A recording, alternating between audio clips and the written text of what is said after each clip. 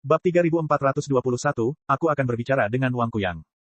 Melihat Huang Xiaolong pergi, anggota keluarga Huang mengikutinya dari belakang. Mereka segera meninggalkan Wang Family Manor. Wang Meilan ragu sejenak, lalu memilih tidak tinggal. Kakak ketiga, teriak Wang Kuyang. Akan tetapi, dia gagal membuat mereka tetap tinggal. Membuka mulutnya sedikit, Wang Kuyang ingin mengatakan sesuatu, tetapi akhirnya dia urungkan. Kita akan mengantar Yang Mulia pergi. Hao Lu berdiri ketika melihat Huang Xiaolong dan yang lainnya telah pergi. Wang Kuyang merasakan penyesalan dan kehilangan saat sosok Wang Meilan menghilang di kejauhan, tetapi dia tidak mengerti mengapa dia merasa seperti itu. Penatua Lu, Wang Kuyang mendekati Hao Lu dan bertanya, Anda memanggil keponakan saya dengan sebutan, Yang Mulia. Bolehkah saya tahu apa maksudnya? Ekspresi dingin muncul di wajah Hao Lu dan dia mendengus, tidak perlu bagimu untuk memanggilku seperti itu di masa depan. Aku, Hao Lu, tidak akan lagi berhubungan dengan keluarga Wangmu. Mengenai proyek yang sedang kita kerjakan, kamu bisa berpura-pura aku tidak mengatakan apapun tentangnya. Kita batalkan saja, jangan mencariku di masa depan. Wajah Wang Kuyang dan anggota keluarga Wang berubah.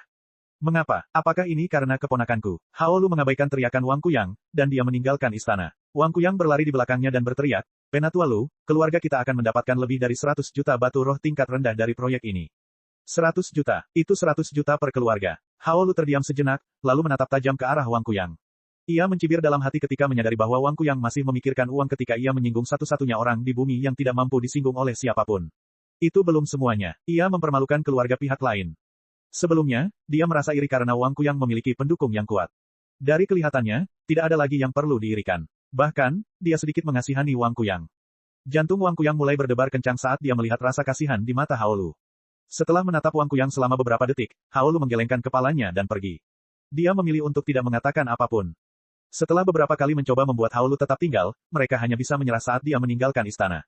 Patriark, orang yang membuat keputusan adalah patriark keluarga Hao. Bahkan jika Hao Lu menolak untuk bekerja sama dengan kita, dia tidak akan memiliki keputusan akhir. Salah satu tetua agung berbicara kepada Wang Kuyang. Benar sekali, kita harus menghubungi patriark keluarga Hao secara langsung. Ekspresi Wang Kuyang akhirnya mengendur saat mendengar mereka. Memang, orang yang memegang kendali adalah patriark keluarga Hao. Bahkan jika Hao Lu menolak bekerja sama dengan mereka, itu tidak masalah. Imbalan proyek tersebut berjumlah ratusan juta batu roh kelas rendah. Wang Kuyang menolak untuk percaya bahwa patriark keluarga Hao akan menyerah. Haruskah kita mengirim beberapa orang untuk menyelidiki wanita muda ketiga? Salah satu tetua agung bertanya. Suruh mereka menyelidiki keponakanku. Cepatlah, bentak Wang Kuyang. Dia sangat penasaran mengapa Huang Xiaolong menyebabkan Hao Lu bersikap begitu hormat. Setelah mereka pergi, Huang Xiaolong menghubungi leluhur lama keluarga Wharton. Dia tidak bertele-tele saat meminta beberapa kamar di Hotel Silai di Hong Kong. Ketika leluhur tua keluarga Wharton menerima perintah Huang Xiaolong, dia terkejut, tetapi kegembiraan memenuhi hatinya. Dia jatuh ke tanah dan menangis karena kegembiraan. Yang Mulia, mohon tenang saja bahwa saya akan segera mengaturnya. Setelah Huang Xiaolong memutuskan sambungan telepon, leluhur tua itu menghubungi orang yang bertanggung jawab atas Hotel Silai di Hong Kong secara pribadi. Dia mengatur 4 kamar presidensial dan mengatur transportasi Huang Xiaolong. Ingat, saat bertemu dengan Yang Mulia, Anda harus menunjukkan rasa hormat yang sebesar-besarnya. Anda harus lebih hormat lagi saat bertemu dengan saya. Leluhur tua keluarga Wharton itu meraung. Sebenarnya, tidak perlu ada pengingat karena orang yang bertanggung jawab atas Hotel Silai bukanlah orang bodoh. Dia tidak berani menunda sama sekali karena dia mengatur semuanya sesuai dengan instruksi leluhur. Bahkan jika otaknya tidak berfungsi, dia dapat menebak bahwa Huang Xiaolong adalah orang penting. Meski begitu, leluhur tua keluarga Wharton itu tak bisa bersantai sambil menyiapkan pesawat tercepat untuk bergegas menuju Hotel Silai di Hong Kong secara pribadi. Tidak lama setelah perintah diberikan, 4 mobil Rolls-Royce bergaya limusin berangkat untuk menjemput keluarga Huang Xiaolong.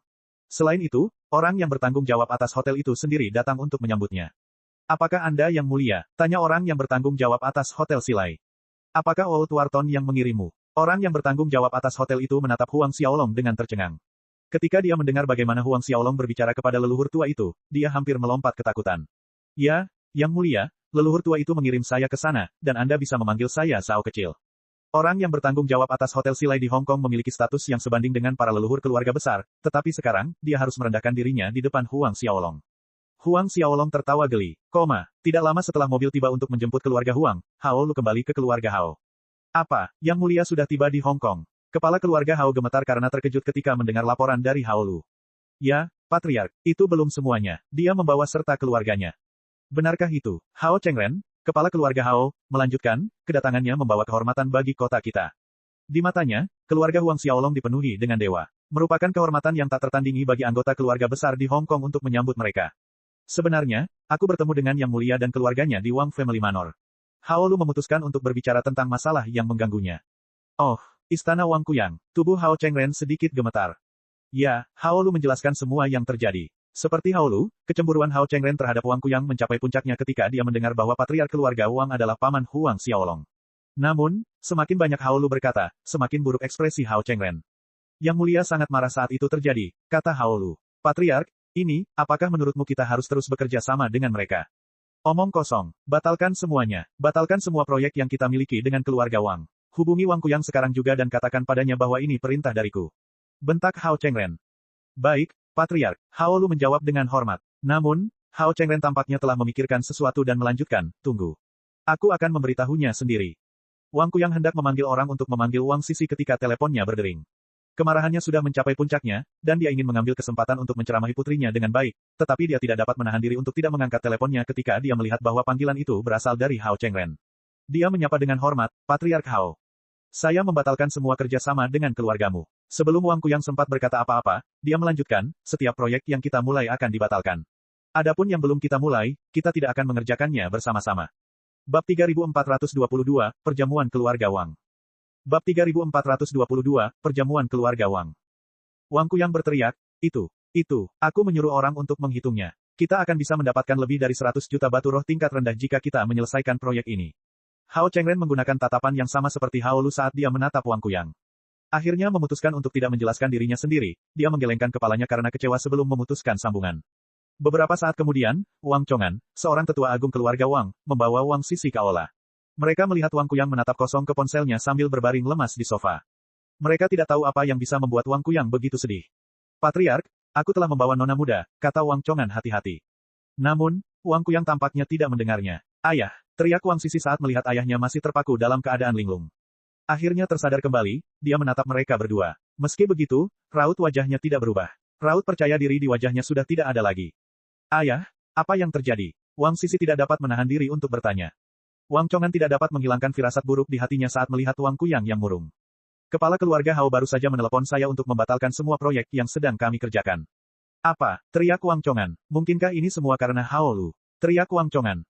Saya khawatir segala sesuatunya tidak sesederhana itu. Wang Kuyang menggelengkan kepalanya. Patriark, maksudmu, keponakanmu. Wang Kuyang mengangguk. Saya khawatir begitu. Kemungkinan besar itulah sebabnya Hao Chengren memutuskan semua hubungan dengan keluarga kita. Dia membatalkan semua kerjasama yang telah kita jalin.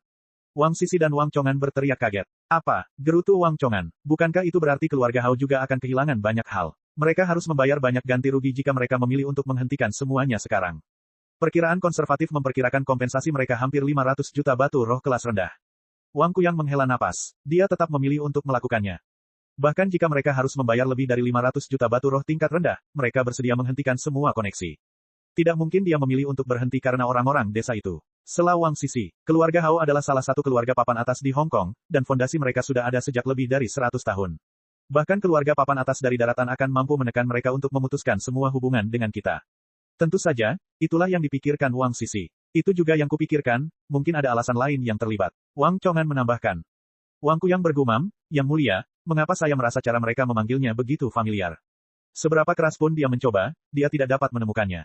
Cepatlah selidiki keponakanku. Baik, Patriark, laporannya akan keluar besok. Janji Wang Chongan. Tiba-tiba, seberkas cahaya muncul dari kedalaman keluarga Wang. Gelombang ki yang kuat memenuhi istana. Wang Kuyang dan yang lainnya saling berpandangan, kegembiraan memenuhi mata mereka. Itu adalah tuan tua, mereka memasuki alam jiwa baru lahir. Wang Chongan berteriak kegirangan. Wang Kuyang sangat gembira saat berdiri. Hebat sekali, orang tuaku memasuki alam jiwa baru lahir pada saat yang sama. Luar biasa.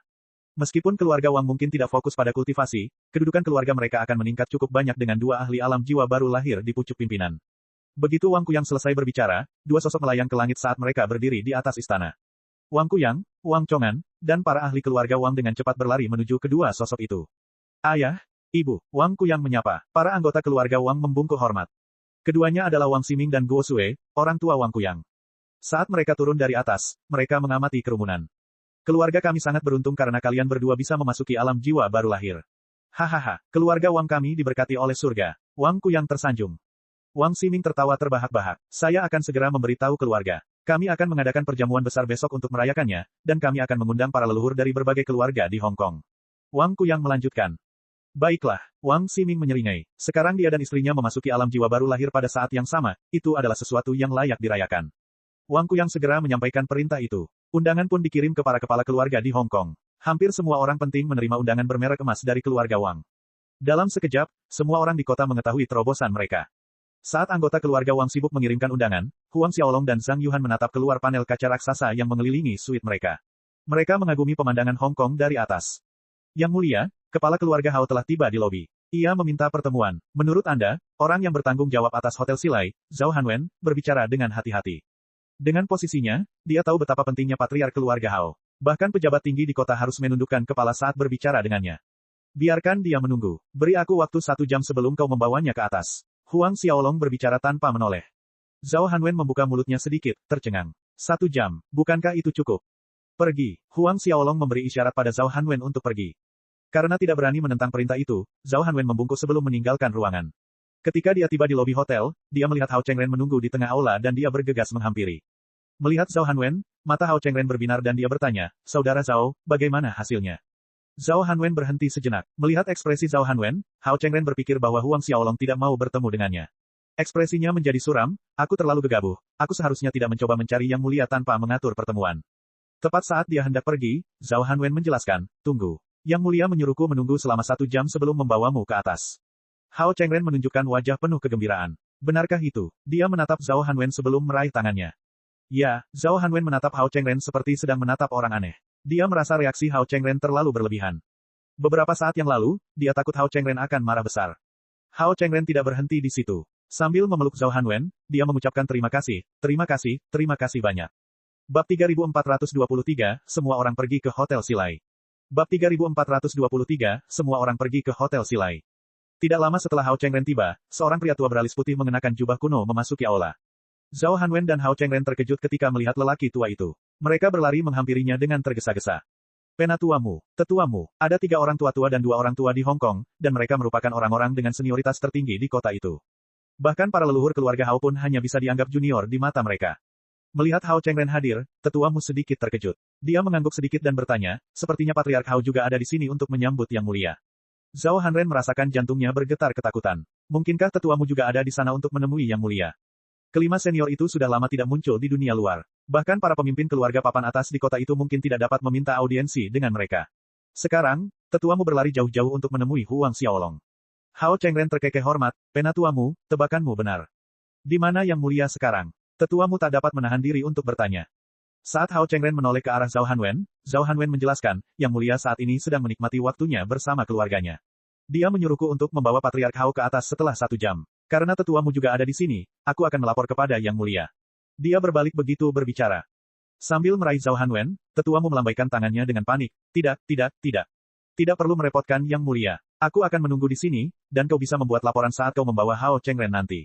Jika aku membiarkanmu mengganggu Yang Mulia, aku akan menjadi pendosa. Bahkan 100 kematian tidak akan cukup bagiku untuk menebus dosa-dosaku." Mulut Zhao Hanwen ternganga ketakutan. Tetuamu tidak ingin dia membuat laporan karena dia takut dia akan mengganggu waktu pribadi pihak lain. "Saudara Zhao, sebaiknya kau dengarkan tetuamu." Hao Chengren tiba-tiba berbicara. Menelan ludah, Zhao Hanwen mengangguk. Meski begitu, tidak butuh waktu lama bagi orang lain untuk datang. Pendatang baru itu mengenakan jubah hitam, dan tubuhnya sangat tegap. Aura yang garang dan tegas menyelimutinya. Ketika lelaki berjubah hitam itu memasuki aula, dia tercengang melihat tetuamu, Hao Chengren, dan Zhao Hanwen. Terutama ketika dia melihat tetuamu. "Penatuamu." Pria berjubah hitam itu berlari mendekat dan menyapa dengan hormat. Senyum terbentuk di wajahnya saat dia menatap Hao Chengren. "Saya tidak menyangka Patriark Hao akan hadir." Tetuamu menyeringai, "Siapa yang mengira Patriark Su akan datang? Apakah Anda di sini untuk menyambut Yang Mulia juga? Sepertinya jaringan informasi Anda cukup bagus." Keluarga Su menduduki peringkat 3 keluarga teratas di kota itu, dan Su Zonghang, kepala keluarga Su, adalah seorang ahli tertinggi di Hong Kong. Bahkan, dia tampak sedikit lebih penting daripada Hao Chengren. Su Zonghang terkekeh saat mendengar apa yang dikatakan tetuamu. "Sepertinya tetuamu dan Patriark Hao juga ada di sini untuk menyambut Yang Mulia. Bagaimana saya bisa terhubung dengan baik? Keluarga Wang mendapat kabar tentang kedatangan Yang Mulia dan saya berlari jauh-jauh ke sini setelah mendengarnya." Wang Kuyang meminta Wang Chongan untuk mencari berita tentang Huang Xiaolong, dan Wang Chongan pun bertanya kepada orang-orang yang dikenalnya dari keluarga lain. Begitulah cara semua orang mengetahui berita itu. Tetuamu terkekeh, "Jika keluarga Wang bertanya-tanya, kita harus mengharapkan lebih banyak orang dalam waktu dekat." "Penatuamu, apakah Anda juga datang karena pertanyaan keluarga Wang?" tanya Su Zonghang. Tetuamu mengangguk sambil tertawa. "Memang, orang-orang penting mulai bermunculan setiap beberapa menit. Sepertinya para leluhur dan leluhur tua dari keluarga-keluarga super di Hong Kong telah berkumpul di Hotel Silai. Namun, mereka semua datang sendiri, dan mereka tidak membawa serta para ahli dari keluarga mereka. Jelas mereka takut mengganggu Huang Xiaolong. Tentu saja, tidak semua orang memiliki kualifikasi untuk bertemu Huang Xiaolong. Dalam waktu 1 jam, 13 orang tiba. Bersama dengan Su Zonghang, Tetua Mu, dan Hao Chengren, ada 16 eksistensi tingkat atas di lobi. Ketika Zhao Hangwen melihat mereka semua berdiri di lobi, dia terkejut. Dia merasa kakinya lemas karena salah satu dari ke-16 orang itu dapat membuat kota bergetar dengan satu hentakan. Sekarang, mereka semua menunggu dengan sabar di lobi hotel untuk bertemu Huang Xiaolong. Zhao Hanwen tidak tahu siapa sebenarnya Huang Xiaolong, tetapi tampaknya kepala keluarga Wharton juga menghormatinya. Ketika imajinasi Zhao Hanwen menjadi liar, seorang lelaki tua kurus yang mengenakan jubah biru tiba. Kilatan petir menyambar tubuhnya, dan ketika ia memasuki aula, semua orang merasakan gelombang tekanan menghantam mereka. Bahkan Tetua Mu pun tercengang dengan kedatangannya. Setelah menenangkan diri, semua orang berlari menyambut pendatang baru itu. Penatua Ye, dia adalah pemimpin 3 tetua Hong Kong, dan bisa dikatakan dia berdiri di puncak hierarki di kota itu. Kemampuan bertarungnya jauh lebih kuat daripada Tetua Mu. Ketika dia melihat semua orang duduk di aula, dia mencibir, sepertinya aku yang terakhir. Suara tawa memenuhi lobi. Penatua Ye menoleh ke Penatua Mu dan tertawa, Pak Tua Mu, kamu suka menjelajahi dunia, dan kamu hampir tidak bisa dihubungi sepanjang waktu. Sungguh suatu kebetulan bertemu denganmu di sini. Kakak Ye pasti bercanda, kalau kau ingin bertemu denganku, kau bisa meminta bocah nakal dari keluargamu untuk menghubungiku. Seluruh aula ramai dengan berbagai kegiatan sekarang karena Penatua Ye sudah ada di sini. Akan tetapi, tidak seorang pun di antara mereka yang berani berbicara keras, bahkan ketika mereka bercanda, mereka melakukannya dengan suara pelan. Akhirnya, Zhao Hanwen membawa Hao Chengren setelah 1 jam dan memberitahu Huang Xiaolong tentang semua orang yang telah datang. Bawa mereka ke atas, jawab Huang Xiaolong. Sambil menghela napas lega, Zhao Hanwen membawa berbagai ahli untuk menemui Huang Xiaolong. Malam itu berlalu tanpa kejadian apapun. Sedangkan untuk keluarga Wang, jamuan makan mereka sangat meriah. Berbagai keluarga mengirimkan para ahli untuk menghadiri jamuan makan dan memberi selamat kepada Wang Ximing dan Guo Sue. Namun, ekspresi Wang Ximing tidak bagus. Dari sudut pandang manapun, semua yang datang berasal dari keluarga kecil. Tidak ada satupun kepala keluarga atau leluhur tua dari keluarga besar yang ada di sana. Wang Ximing memanggil Wang Kuyang dan menanyakannya. Wang Kuyang juga sama terkejutnya. Dia memanggil Wang Chongan dan memerintahkan, pergi dan cari tahu mengapa kepala keluarga Sao dan yang lainnya tidak ada di sini. Keluarga Sao dan beberapa keluarga lain berhubungan cukup baik dengan keluarga Wang, dan tidak masuk akal jika mereka tidak hadir. Dengan segera, Wang Chongan kembali dengan laporannya. Apa, para leluhur keluarga Sao, Zhang, dan keluarga lainnya pergi ke Hotel Silai. Wang Ximing menatap Wang Chongan dengan kaget. Bab 3424, dia cucuku. Beraninya dia tidak datang. Bab 3424, dia cucuku. Beraninya dia tidak datang. Ya, Tuan Tua, Wang Chongan menjawab. Apakah kamu tahu mengapa mereka ada di sana? Wang Ximing mengerutkan kening. Dia menerobos ke alam jiwa baru lahir bersama istrinya, dan para leluhur keluarga Sao dan Zhang seharusnya mengantre untuk memberi selamat kepada mereka. Siapa yang mengira bahwa mereka semua akan berlari ke Hotel Silai? Terlebih lagi, semuanya pergi pada saat yang sama. Yang aneh adalah fakta bahwa mereka tidak mengirim satupun pakar untuk mengirimkan ucapan selamat. Ini, kami belum tahu alasannya. Wang Chongan menjawab. Saya akan langsung pergi mencari tahu alasannya. Baiklah, pergilah. Wang Ximing memerintahkan. Perhatikan dengan saksama. Wang Chongan meninggalkan aula dengan tergesa-gesa. Kuyang, menurutmu apa maksud semua ini? Ini, aku tidak tahu, Wang Kuyang menggelengkan kepalanya. Kuyang, kamu tidak banyak berkembang beberapa tahun ini, jika kamu terus seperti ini, kamu tidak akan bisa memasuki alam inti emas tingkat tinggi bahkan setelah 30 tahun. Guo Sue memarahinya. Meskipun perusahaan itu penting, kekuatan pribadimu harus didahulukan daripada yang lainnya. Kurangnya ahli dalam keluarga kita adalah alasan mengapa kita tidak dapat memasuki eselon atas Hong Kong. Lihatlah mereka, lihatlah jumlah kultivator Naschen Soul yang dimiliki keluarga-keluarga super itu. Guo Sue melanjutkan, mulai besok, kalian akan fokus pada kultivasi kalian. Masuki alam inti emas tingkat tinggi dalam 3 tahun. Wang Kuyang terkekeh malu, Ibu, tidak semudah itu untuk memasuki alam inti emas tingkat tinggi. Wang Ximing menyela, aku tahu apa yang sedang kau pikirkan. Kau pikir selama kau punya uang, kau akan bisa mempekerjakan kultivator Naschen Soul Realm. Namun, kau tidak bisa membaca pikiran mereka. Bagaimana jika mereka berencana mengkhianati kita? Saat mereka bertiga mengobrol, mereka lupa waktu. Namun, Wang Chongan tiba-tiba kembali dan ada ekspresi yang sangat aneh di wajahnya. Wang Ximing dan yang lainnya terkejut ketika melihat ekspresinya. Apakah kamu sudah tahu apa yang terjadi? Tuan Tua, mereka semua pergi mengunjungi satu orang. Satu orang, siapa itu? Mereka memanggilnya, Yang Mulia. Ekspresi Wang Chongan menjadi semakin aneh. Wang Ximing dan yang lainnya menatapnya dengan kaget. Namun, Wang Kuyang berteriak kaget, apa? Yang Mulia, mungkinkah? Wang Ximing dan istrinya menatap Wang Kuyang dengan tatapan penuh tanya. Kuyang, apakah kamu tahu siapa dia? Tanya Wang Ximing. Dia mencoba memeras otaknya, tetapi dia tidak dapat menemukan apapun. Wang Kuyang membuka mulutnya, tetapi dia tidak mengatakan apa-apa. Akhirnya, Wang Chongan harus menjelaskannya. Orang yang mereka maksud adalah nona muda ketiga, putra Wang Meilan. Meilan, nama itu terlalu asing bagi mereka berdua. Ya, ayah, kalau tebakanku tidak salah, anak muda yang mereka maksud adalah putra Meilan. Nada bicara Wang Kuyang berubah serius. Dia segera menceritakan kejadian yang terjadi saat Wang Meilan datang mengunjungi mereka. Ketika mereka mendengar Wang Sisi mengusir anggota keluarga Huang dari istana keluarga Wang, mereka terdiam cukup lama. Sebenarnya, patriark keluarga Sao dan patriark keluarga Zhang bukan satu-satunya yang ada di sana. Patriark keluarga Su juga ada di sana. Apakah kamu berbicara tentang Su Zonghang? Teriak Wang Ximing kaget. Apakah dia pergi jauh-jauh ke sana hanya untuk bertemu cucuku? Su Zonghang adalah kepala keluarga dari salah satu keluarga terkuat di Hong Kong. Kepala keluarga Sao dan Zhang bahkan tidak bisa disebut dalam kalimat yang sama dengannya. Ya, Tuan Tua, lebih dari 30 orang datang menemuinya. Setelah jeda sebentar, Wang Chongan melanjutkan, bahkan Tetua Mu dan Tetua Ye pun datang. Penatua Mu dan Penatua Ye. Wang Ximing menatap Guo Sue dengan keterkejutan di mata mereka. Saat mereka duduk di sana bersama Wang Kuyang, mereka tidak dapat memikirkan apa yang harus dilakukan. Wang Chongan berdiri di samping dengan tenang karena dia tahu bahwa berita itu terlalu mengejutkan. Leluhur dan kepala keluarga dari lebih dari 10 keluarga super di Hong Kong, termasuk Tetua Mu dan Tetua Ye, secara pribadi pergi mengunjungi seorang anak muda di Hotel Silai. Apakah kau menemukan sesuatu tentang keponakanku? Wang Kuyang memecah keheningan. Saya bertanya kepada para tetua dari keluarga lain, tetapi ketika mereka mendengar siapa yang saya tanyakan, mereka menolak untuk mengatakan apapun tentangnya. Ketiganya saling memandang dalam diam. Pergi ke Hotel Silai sekarang juga dan perintahkan Wang Meilan dan putranya untuk datang. Katakan padanya bahwa aku memanggilnya. Guo Sue membentak sebelum menoleh ke Wang Ximing. Siapa nama putranya? Wang Ximing menggelengkan kepalanya perlahan ketika dia menyadari bahwa dia tidak tahu. Mereka berdua hanya pernah melihat Huang Xiaolong sekali, yaitu saat dia berusia 3 tahun. Mereka tidak repot-repot menanyakan nama Wang Meilan. Saya khawatir dia tidak akan datang, Wang Kuyang menggelengkan kepalanya. Guo Sue melotot padanya dan mendengus, aku ibunya. Beranikah dia menentang keinginanku? Sebagai cucuku, beranikah dia tidak datang saat aku perintahkan mereka? Senyum getir terbentuk di wajah Wang Kuyang dan dia menghela napas, baiklah. Aku akan secara pribadi pergi untuk mengundang mereka.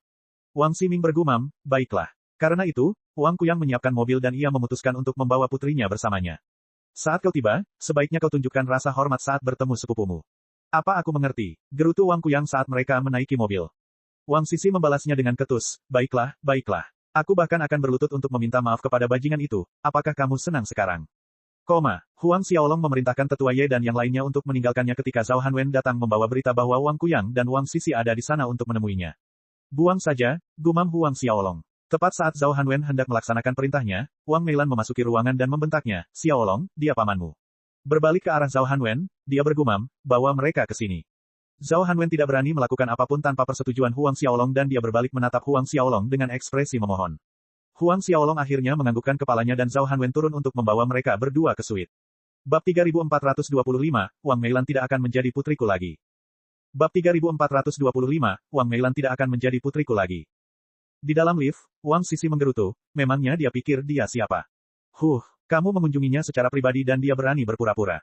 Dia benar-benar lupa fakta bahwa tidak ada satu orang pun dari keluarga Wang yang pergi ke bandara untuk menjemput mereka. Ketika Zhao Hanwen mendengar nada bicaranya yang tidak sopan, tatapan dingin muncul di matanya saat dia berbalik untuk menatapnya. Jika dia diizinkan, dia akan membunuhnya di tempat. Wang Kuyang tidak menyangka Zhao Hanwen akan bereaksi begitu keras terhadap apa yang dikatakan putrinya.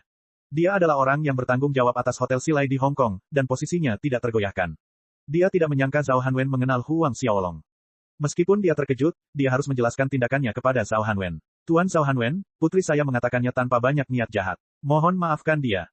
Dia mendengus, sebaiknya memang begitu. Dia tidak lagi melotot ke arahnya dan Wang Sisi menyadari punggungnya basah kuyup. Ketika ayah dan anak itu terjebak dalam keadaan syok, mereka pun tiba.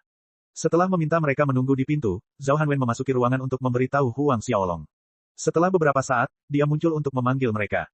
Mereka dibawa ke aula utama, dan para makhluk agung yang datang untuk mengunjungi Huang Xiaolong menoleh untuk menatap mereka. Tetua Mu, Tetua Ye, dan para leluhur serta patriark keluarga-keluarga super berdiri dengan hormat di hadapan Huang Xiaolong seperti sekelompok siswa yang patuh. Saat pandangan mereka beralih ke Wang Kuyang dan Wang Sisi, mereka merasa seolah-olah ada gunung yang menekan mereka. Mereka merasakan kaki mereka melemas, sementara jantung mereka berdebar kencang di dada. Dulu, Wang Kuyang mengira mereka berhubungan dengan keluarga Huang hanya demi kepentingan keluarga. Situasi saat ini jauh melampaui ekspektasinya. Bahkan orang paling penting di Hong Kong, Penatua Ye, tidak berani bernapas dengan keras di depan Huang Xiaolong. Kalau dia tidak melihat sendiri kejadian itu, dia tidak akan percaya walaupun dia dipukuli sampai mati.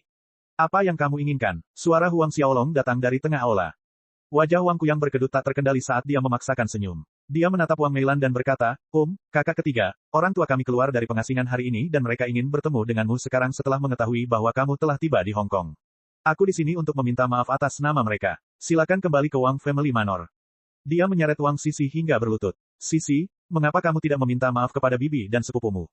Wang Meilan sangat gembira saat mendengar bahwa orang tuanya memikirkannya. Ia tidak dapat menahan senyum saat mendengar bahwa Wang Kuyang datang untuk mengundangnya kembali secara pribadi. Tidak perlu minta maaf. Karena mereka ingin bertemu ibuku, mengapa mereka tidak datang sendiri ke sini? Suara Huang Xiaolong bergema di aula. Menatapnya dengan terdiam karena tertegun, Wang Kuyang tidak tahu bagaimana harus menanggapi. Saat kita pergi, aku bilang ke putrimu bahwa meskipun kamu berlutut di hadapan kami selama setahun penuh, kami tidak akan kembali. Wajah Wang Kuyang berubah. Xiaolong, Wang Meilan tak dapat lagi menahan emosinya dan berteriak, lupakan saja. Sambil mendesah dalam hatinya, Huang Xiaolong tahu bahwa ibunya terlalu berhati lembut.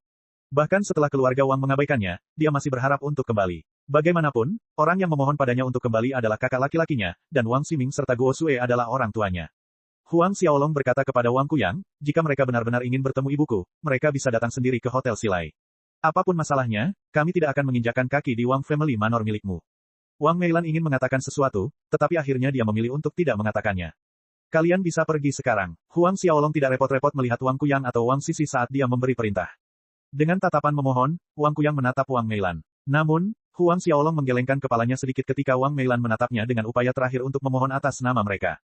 Ayah dan anak itu akhirnya dikawal keluar hotel. Ketika mereka akhirnya kembali, Wang Ximing bertanya, apa yang terjadi? Wang Kuyang menggelengkan kepalanya sambil menatap orang tuanya.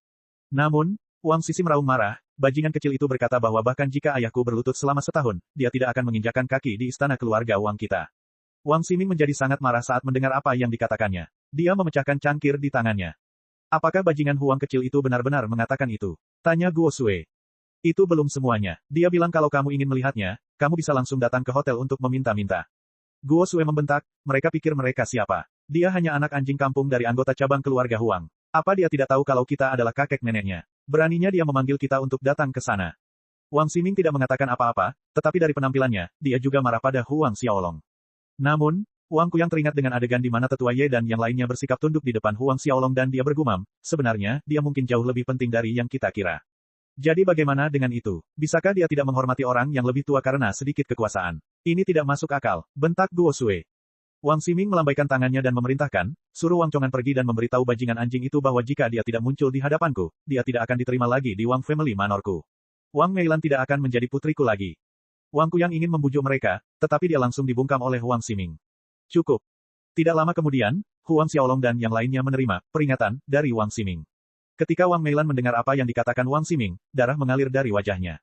Ibu, kamu mendengar apa yang mereka katakan? Huang Xiaolong menghela nafas. Harapan terakhir di hatinya telah padam dan dia meninggalkan kamar Huang Xiaolong dengan lesu. Tak lama kemudian, Zhang Yuhan masuk untuk mengajak Huang Xiaolong makan malam. Bagaimana kalau kita keluar untuk makan panekuk dan es krim? Tanya Huang Xiaolong. Zhang Yuhan mengangguk pelan, lalu tersenyum lebar. Maukah kau menemaniku? Tentu saja, kenapa aku tidak mau pergi saat seorang wanita cantik mengundangku makan malam? Mereka berdua mengundang Huang Wen dan yang lainnya, tetapi mereka ditolak dengan sopan saat senyum licik terbentuk di wajah para anggota keluarga Huang.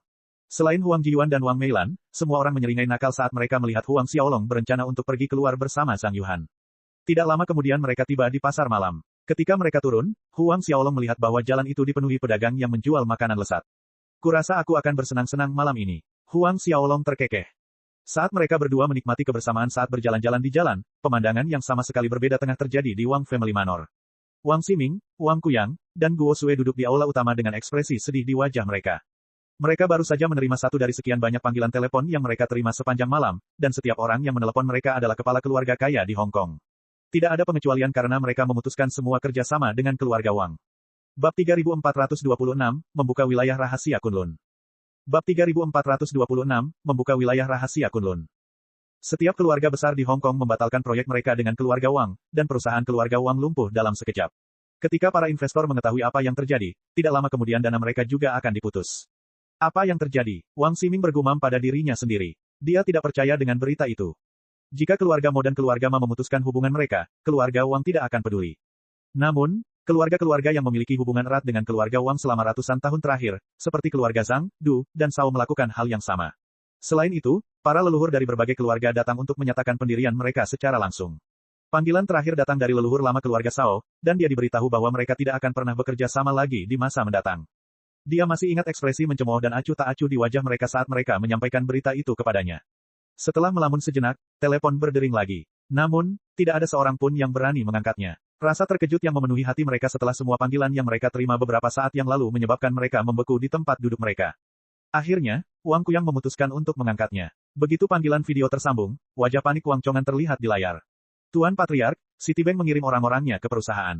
Citibank, Wang Kuyang membeku sejenak. Mereka datang untuk mengatakan bahwa kami harus mengembalikan pinjaman yang kami ambil. Wajah Wang Kuyang, Wang Ximing, dan Guo Sue seketika berubah. Periode pinjaman kita seharusnya tidak akan habis, benar kan? Suara gemetar Wang Kuyang terdengar di telepon. Mereka bilang mereka tidak peduli lagi dengan bunga. Menurut mereka, kami harus mengembalikan semua uang yang kami pinjam. Wang Kuyang merasakan dunia di sekelilingnya menjadi gelap.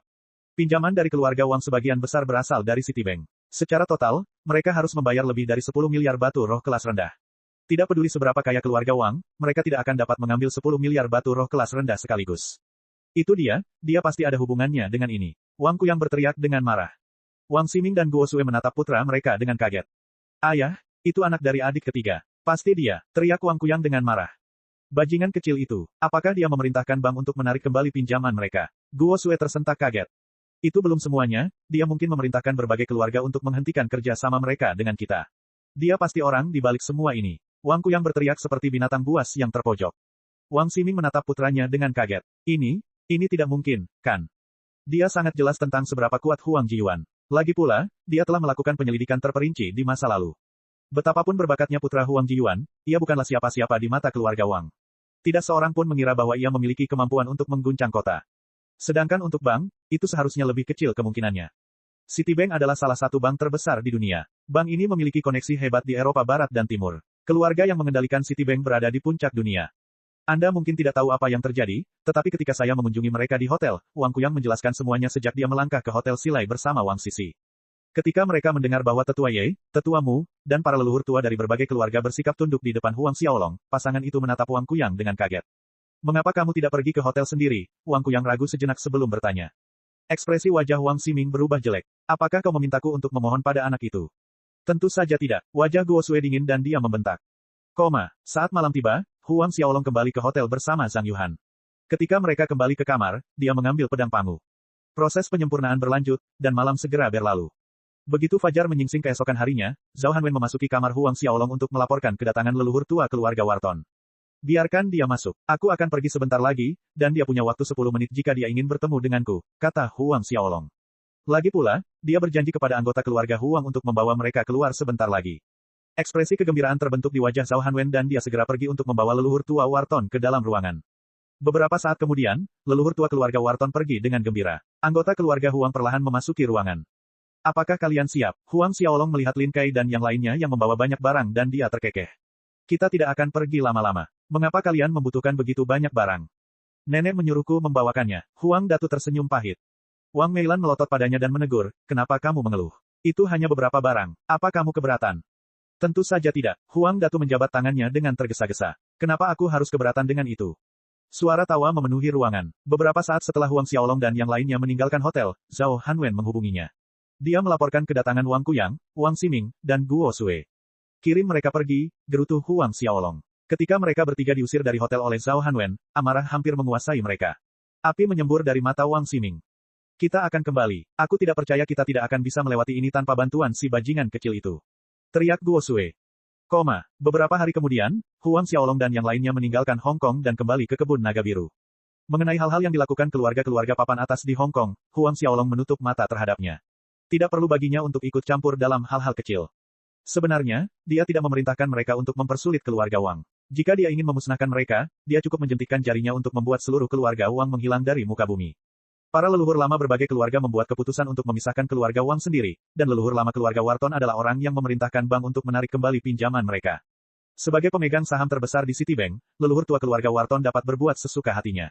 Tentu saja, Huang Xiaolong tidak secara khusus menyuruh mereka berhenti. Bagaimanapun, keluarga Wang yang memulai permusuhan terlebih dahulu. Dia tidak peduli apakah keluarga Wang hidup atau mati. Pada hari kedua setelah mereka kembali ke kebun naga biru. Kau akan pergi lagi. Huang Jiwan dan Wang Meilan mengerutkan kening ketika mereka mendengar bahwa Huang Xiaolong ingin pergi. Lagi pula, dia baru kembali beberapa hari yang lalu. Aku hanya akan pergi selama beberapa hari. Huang Xiaolong menjelaskan, aku harus pergi ke Laut Timur sebentar. Tentu saja, tujuannya adalah memasuki daerah rahasia Kunlun. Setelah sekian hari, dia telah lama menyempurnakan pedang pangu. Ketika anggota keluarga Huang mendengar bahwa dia akan pergi ke Laut Timur, mereka menghela napas lega. Dia meninggalkan kebun naga biru setelah mengucapkan selamat tinggal kepada yang lain. Berdiri di atas pedang pangu, dia berubah menjadi seberkas cahaya yang menghilang di cakrawala. Jumlah orang yang dapat menggunakan pedang pangu sebagai pedang terbang mungkin dapat dihitung dengan dua tangan. Tentu saja, kecepatan artefak seperti pedang pangu adalah sesuatu yang tidak dapat ditandingi oleh pesawat modern. Butuh waktu setengah hari baginya untuk tiba. Bab 3427, Istana Kunlun. Bab 3427, Istana Kunlun. Ketika dia tiba, Huang Xiaolong mengedarkan esensi sejatinya. Sinar cahaya muncul dari pedang. Di bawah cahaya pedang pangu, sebuah retakan muncul di ruang di atasnya. Huang Xiaolong menghela napas lega. Meskipun Liu Huang mengatakan bahwa pedang pangu dapat membuka jalan menuju wilayah rahasia Kunlun, namun belum pernah diuji. Oleh karena itu, Huang Xiaolong masih sedikit khawatir. Huang Xiaolong akhirnya merasa rileks ketika melihat cara itu berhasil. Tanpa ragu, Huang Xiaolong memasuki lorong itu. Setelah memasuki wilayah rahasia Kunlun, Huang Xiaolong menemukan bahwa tempat itu dipenuhi oleh ki abadi. Dia terkejut. Bukankah ki abadi seharusnya hanya ada di dunia abadi? Bagaimana mungkin ada ki abadi di wilayah rahasia Kunlun? Itu sungguh luar biasa. Tentu saja, ki abadi di daerah rahasia Kunlun tidak dapat dibandingkan dengan ki abadi di dunia abadi. Saat dia menggunakan jiwa dao untuk mengamati wilayah tersebut, dia memanfaatkan ki pedang di pedang pangu untuk mencari keberadaan kapak pangu. Meskipun pedang pangu hanya akan bereaksi ketika berada pada jarak tertentu dari kapak, Huang Xiaolong sama sekali tidak takut. Lagi pula, wilayah rahasia Kunlun tidak terlalu luas. Dia akan mampu menyisir seluruh area dalam hitungan hari. Itu pula alasannya dia bisa memberitahu orang tuanya bahwa dia hanya akan pergi beberapa hari saja. Huang Xiaolong berdiri di atas pedang pangu saat ia melesat di udara.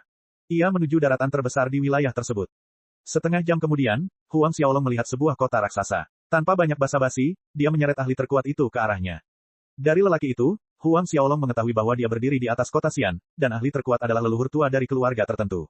Dia tidak lemah, dan dia adalah ahli di alam void besar. Perlu diketahui bahwa ahli terkuat di bumi, Yuan Hui, hanya berada di alam pencerahan. Leluhur tua keluarga di kota Xian tiga alam besar lebih kuat darinya. Seseorang harus memasuki alam pemisahan roh dan kondensasi jiwa sebelum dapat melihat gerbang alam kekosongan besar. Leluhur tua itu merasakan jantungnya berhenti berdetak saat ia dicengkeram oleh Huang Xiaolong. Ia sedang mendiskusikan beberapa hal dengan anggota keluarganya saat ia diseret ke udara. Akan tetapi, dia tidak mendapat kesempatan untuk membuka mulut saat Huang Xiaolong mencari langsung pada ingatannya. Setelah mengetahui apa yang diinginkannya, ekspresi kegembiraan terbentuk di wajah Huang Xiaolong. Ada harta karun yang muncul di pegunungan naga emas. Dari ingatan ahli alam kekosongan besar yang ditariknya, Huang Xiaolong mengetahui bahwa wilayah rahasia Kunlun tidak sedamai dulu. Pemandangan aneh terlihat di pegunungan naga emas beberapa hari yang lalu, dan semua orang bisa menebak bahwa harta karun yang luar biasa akan segera muncul. Ada berbagai tebakan yang diajukan, dan hampir semua orang menyimpulkan bahwa harta karun kuno akan segera muncul. Mungkinkah? Apakah kapak pangu akan segera muncul? Huang Xiaolong melepaskan leluhur tua itu dan melemparkan botol giok ke atas. Ia melesat di udara, dan leluhur tua itu menatap ke langit dengan kaget. Tidak lama setelah Huang Xiaolong pergi, beberapa ratus sosok melesat di udara. Nenek moyang tua, Senior Zhou Yu. Mereka yang datang adalah mereka yang baru saja berbicara dengan Zhou Yu. Senior Zhou Yu, apakah terjadi sesuatu? Salah satu patriark yang diundang oleh Zhou Yu bertanya. Semua orang di aula terkejut ketika Zhou Yu menghilang. Tidak apa-apa, Zhou Yu menggelengkan kepalanya dan mendesah. Ia melihat botol giok di tangannya, dan rasa ingin tahu membuatnya membuka tutupnya. Ia melihat batu-batu roh yang tak terhitung jumlahnya di dalamnya, dan jumlahnya tak terbayangkan. Terlebih lagi, setiap batu memancarkan sedikit ki abadi. Tangan Zhou Yu sedikit gemetar. Itu adalah batu roh abadi. Mungkinkah itu batu roh abadi yang legendaris? Sekalipun seseorang punya uang, mereka tidak akan mampu membeli satu pun. Ketika Zhou Yu masih terjebak dalam keadaan syok, Huang Xiaolong memulai perjalanannya ke pegunungan naga emas. Itu agak jauh dari kota, dan terletak di dataran bersalju di utara wilayah tersebut. Dengan kecepatan Huang Xiaolong, dia akan bisa tiba setelah perjalanan seharian penuh. Dia tidak lambat sama sekali, dan untuk menghemat waktu, Huang Xiaolong menerobos pertahanan berbagai faksi untuk sampai ke sana. Perbuatannya mengundang kemarahan banyak kekuatan, tetapi dia tidak peduli saat dia membuat mereka melayang hanya dengan satu tamparan. Mereka yang terpental bukanlah orang-orang lemah, dan para leluhur tua dari faksi mereka di alam penyelesaian besar, kesengsaraan, dan alam abadi kekosongan pun terpental. Tidak peduli siapapun orangnya, mereka gagal melawan eksistensi mengerikan Huang Xiaolong. Ekspresi mereka berubah jelek saat mereka dihajar, tetapi ketakutan segera memenuhi hati mereka. Semakin mereka memikirkannya, semakin buruk keadaannya. Setengah hari kemudian, Huang Xiaolong memasuki wilayah pusat daerah rahasia Kunlun. Wilayah tengah adalah wilayah kekuasaan terkuat di wilayah tersebut, Kerajaan Kunlun. Istana Kunlun seperti pilar yang menopang langit karena berdiri tegak di tengah wilayah tersebut. Setelah Huang Xiaolong memasuki area itu, dia mengerutkan kening saat melihat bangunan raksasa itu. Akan butuh waktu lama jika dia ingin mengambil jalan memutar. Bagaimanapun, istana itu panjangnya tak terhitung mil. Tiba-tiba muncul pasukan besar dan mengepung Huang Xiaolong. Berani sekali kau, penyusup, berhenti di sana. Ini adalah wilayah terlarang di kerajaan Kunlun, dan kami akan membunuh siapapun yang melanggar batas. Huang Xiaolong menunjuk dengan santai dan seberkas cahaya keemasan membuat para ahli yang keluar terlempar. Sinar cahaya itu tidak berhenti di situ dan terus menghantam istana. Sebuah ledakan dahsyat menggema di langit dan istana Kunlun yang berdiri tegak selama bertahun-tahun bergetar hebat. Sebuah lubang raksasa terbentuk di dalamnya, dan istana itu mulai runtuh dengan sendirinya. Para ahli di kota itu mengangkat kepala mereka untuk melihat pemandangan yang tidak akan pernah mereka lupakan selama mereka hidup. Puing-puing berjatuhan di tanah, dan Huang Xiaolong tidak berhenti di situ. Dia langsung menyerang wilayah terlarang. Kejar dia, membunuh. Di tengah gemuruh yang tak terhitung jumlahnya, para ahli istana Kunlun menyerbu ke langit untuk mencoba memburunya. Huang Xiaolong sedikit mengernyit saat menyadari banyaknya orang yang mengejarnya. Dia berhenti sejenak, dan langsung dikepung. Siapa kau? Kenapa kau mau menghancurkan istanaku? Gerutu seseorang di antara kerumunan. Bab 3428, Kesendirian yang terkuat. Bab 3428, Kesendirian yang terkuat. Aku menghancurkan istanamu karena menghalangi jalanku, gumam Huang Xiaolong acuh tak acuh. Menghalangimu. Pihak lain terkejut. Dia pikir Huang Xiaolong akan mengarang omong kosong untuk membenarkan dirinya sendiri. Sekarang, dia dengan santai menepisnya dengan alasan bodoh. Para ahli kerajaan Kunlun menatap Huang Xiaolong dengan saksama. Sebagai kekuatan terkuat di wilayah rahasia Kunlun, kapan mereka pernah mengalami perlakuan tidak hormat seperti itu? Kini ada seseorang yang datang dan menghancurkan istana Kunlun hingga rata dengan tanah. Itu bukan sekadar tidak sopan. Tahukah kau apa kejahatan menghancurkan istana Kunlunku? Kau harus mati 1000 kali untuk menebus dosamu. Pakar yang berbicara tadi melotot marah ke arah Huang Xiaolong. Huang Xiaolong menatap mereka dengan dingin sebelum mendengus pelan. Kalian tidak cukup kuat untuk menghukumku. Orang harus tahu bahwa kerajaan Kunlun adalah kekuatan terkuat di wilayah tersebut. Ada beberapa lusin dewa kekosongan di antara para ahli yang hadir, dan ada lebih dari 300 ahli alam kesengsaraan. Mereka meraung marah saat melihat Huang Xiaolong memandang rendah mereka. Apakah kalian siap? Huang Xiaolong terkekeh saat melihat kemarahan di mata mereka. Mereka menatapnya dengan diam tertegun. Aku hanya butuh satu gerakan. Satu gerakan. Saat itulah para ahli kerajaan Kunlun menyadari apa yang dimaksudnya. Ekspresi mereka berubah menjadi jelek. Ki pedang mulai berkumpul di sekitar tubuh Huang Xiaolong, dan dia seperti burung merak yang mengembangkan bulunya. Ketika para ahli kerajaan Kunlun merasakan kekuatan yang mengelilingi Huang Xiaolong, mereka tersentak kaget. Ki pedang di sekitar Huang Xiaolong luar biasa kuat. Mundur. Orang yang berteriak pada Huang Xiaolong adalah yang pertama memberi perintah. Dia memanggil baju besi abadi spesialnya, dan semua orang melakukan hal yang sama. Mereka mundur ketakutan, dan mereka semua mulai menggunakan senjata mereka untuk menghentikan pedang Ki menyerang mereka. Itu tidak ada gunanya. Pedang Ki milik Huang Xiaolong merobek pertahanan mereka seperti kertas. Lubang-lubang muncul di baju besi mereka, tubuh mereka seperti sarang lebah, penuh dengan lubang. Darah memenuhi langit, dan tidak ada seorang pun yang berhasil lolos tanpa cedera.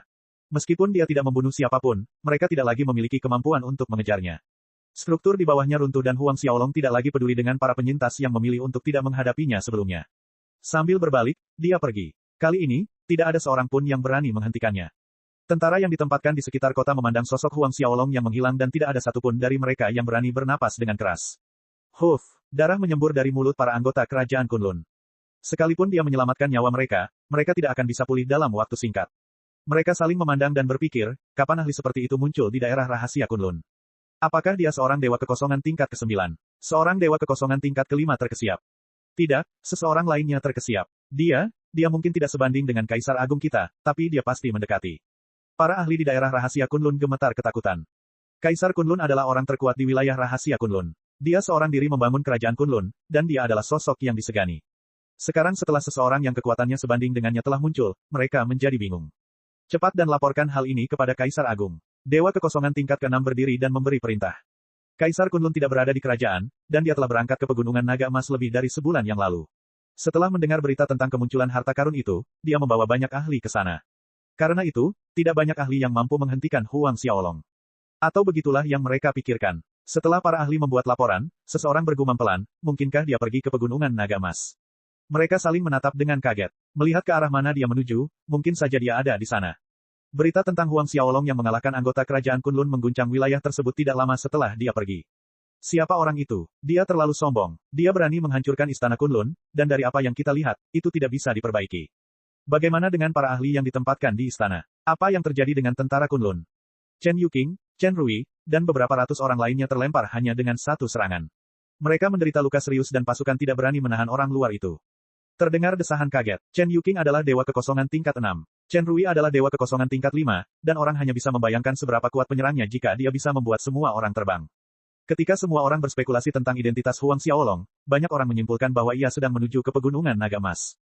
Pegunungan Naga Emas melahirkan harta karun yang luar biasa. Kerajaan Kunlun, lembah tanpa hati, lembah naga angin, gerbang abadi 100 kepunahan, dan gerbang abadi 9 neter mengirim orang-orang mereka. Tidak ada yang berani memasuki area itu sekarang, dan jelas bahwa dia ada di sana untuk harta karun kuno itu. Kita akan menyaksikan pertunjukan yang bagus kali ini. Banyak negara yang merayakan dengan gembira. Saat kekuatan-kekuatan itu menutup pegunungan itu begitu berita tentang harta karun itu terdengar, kekuatan-kekuatan di daerah rahasia Kunlun hanya bisa menelan amarah mereka. Tentu saja, para anggota kerajaan Kunlun menerima berita tentang tindakan Huang Xiaolong. Kaisar Kunlun mengalihkan pandangannya ke semua orang yang hadir dan bertanya, apa pendapat kalian tentang pendatang baru ini?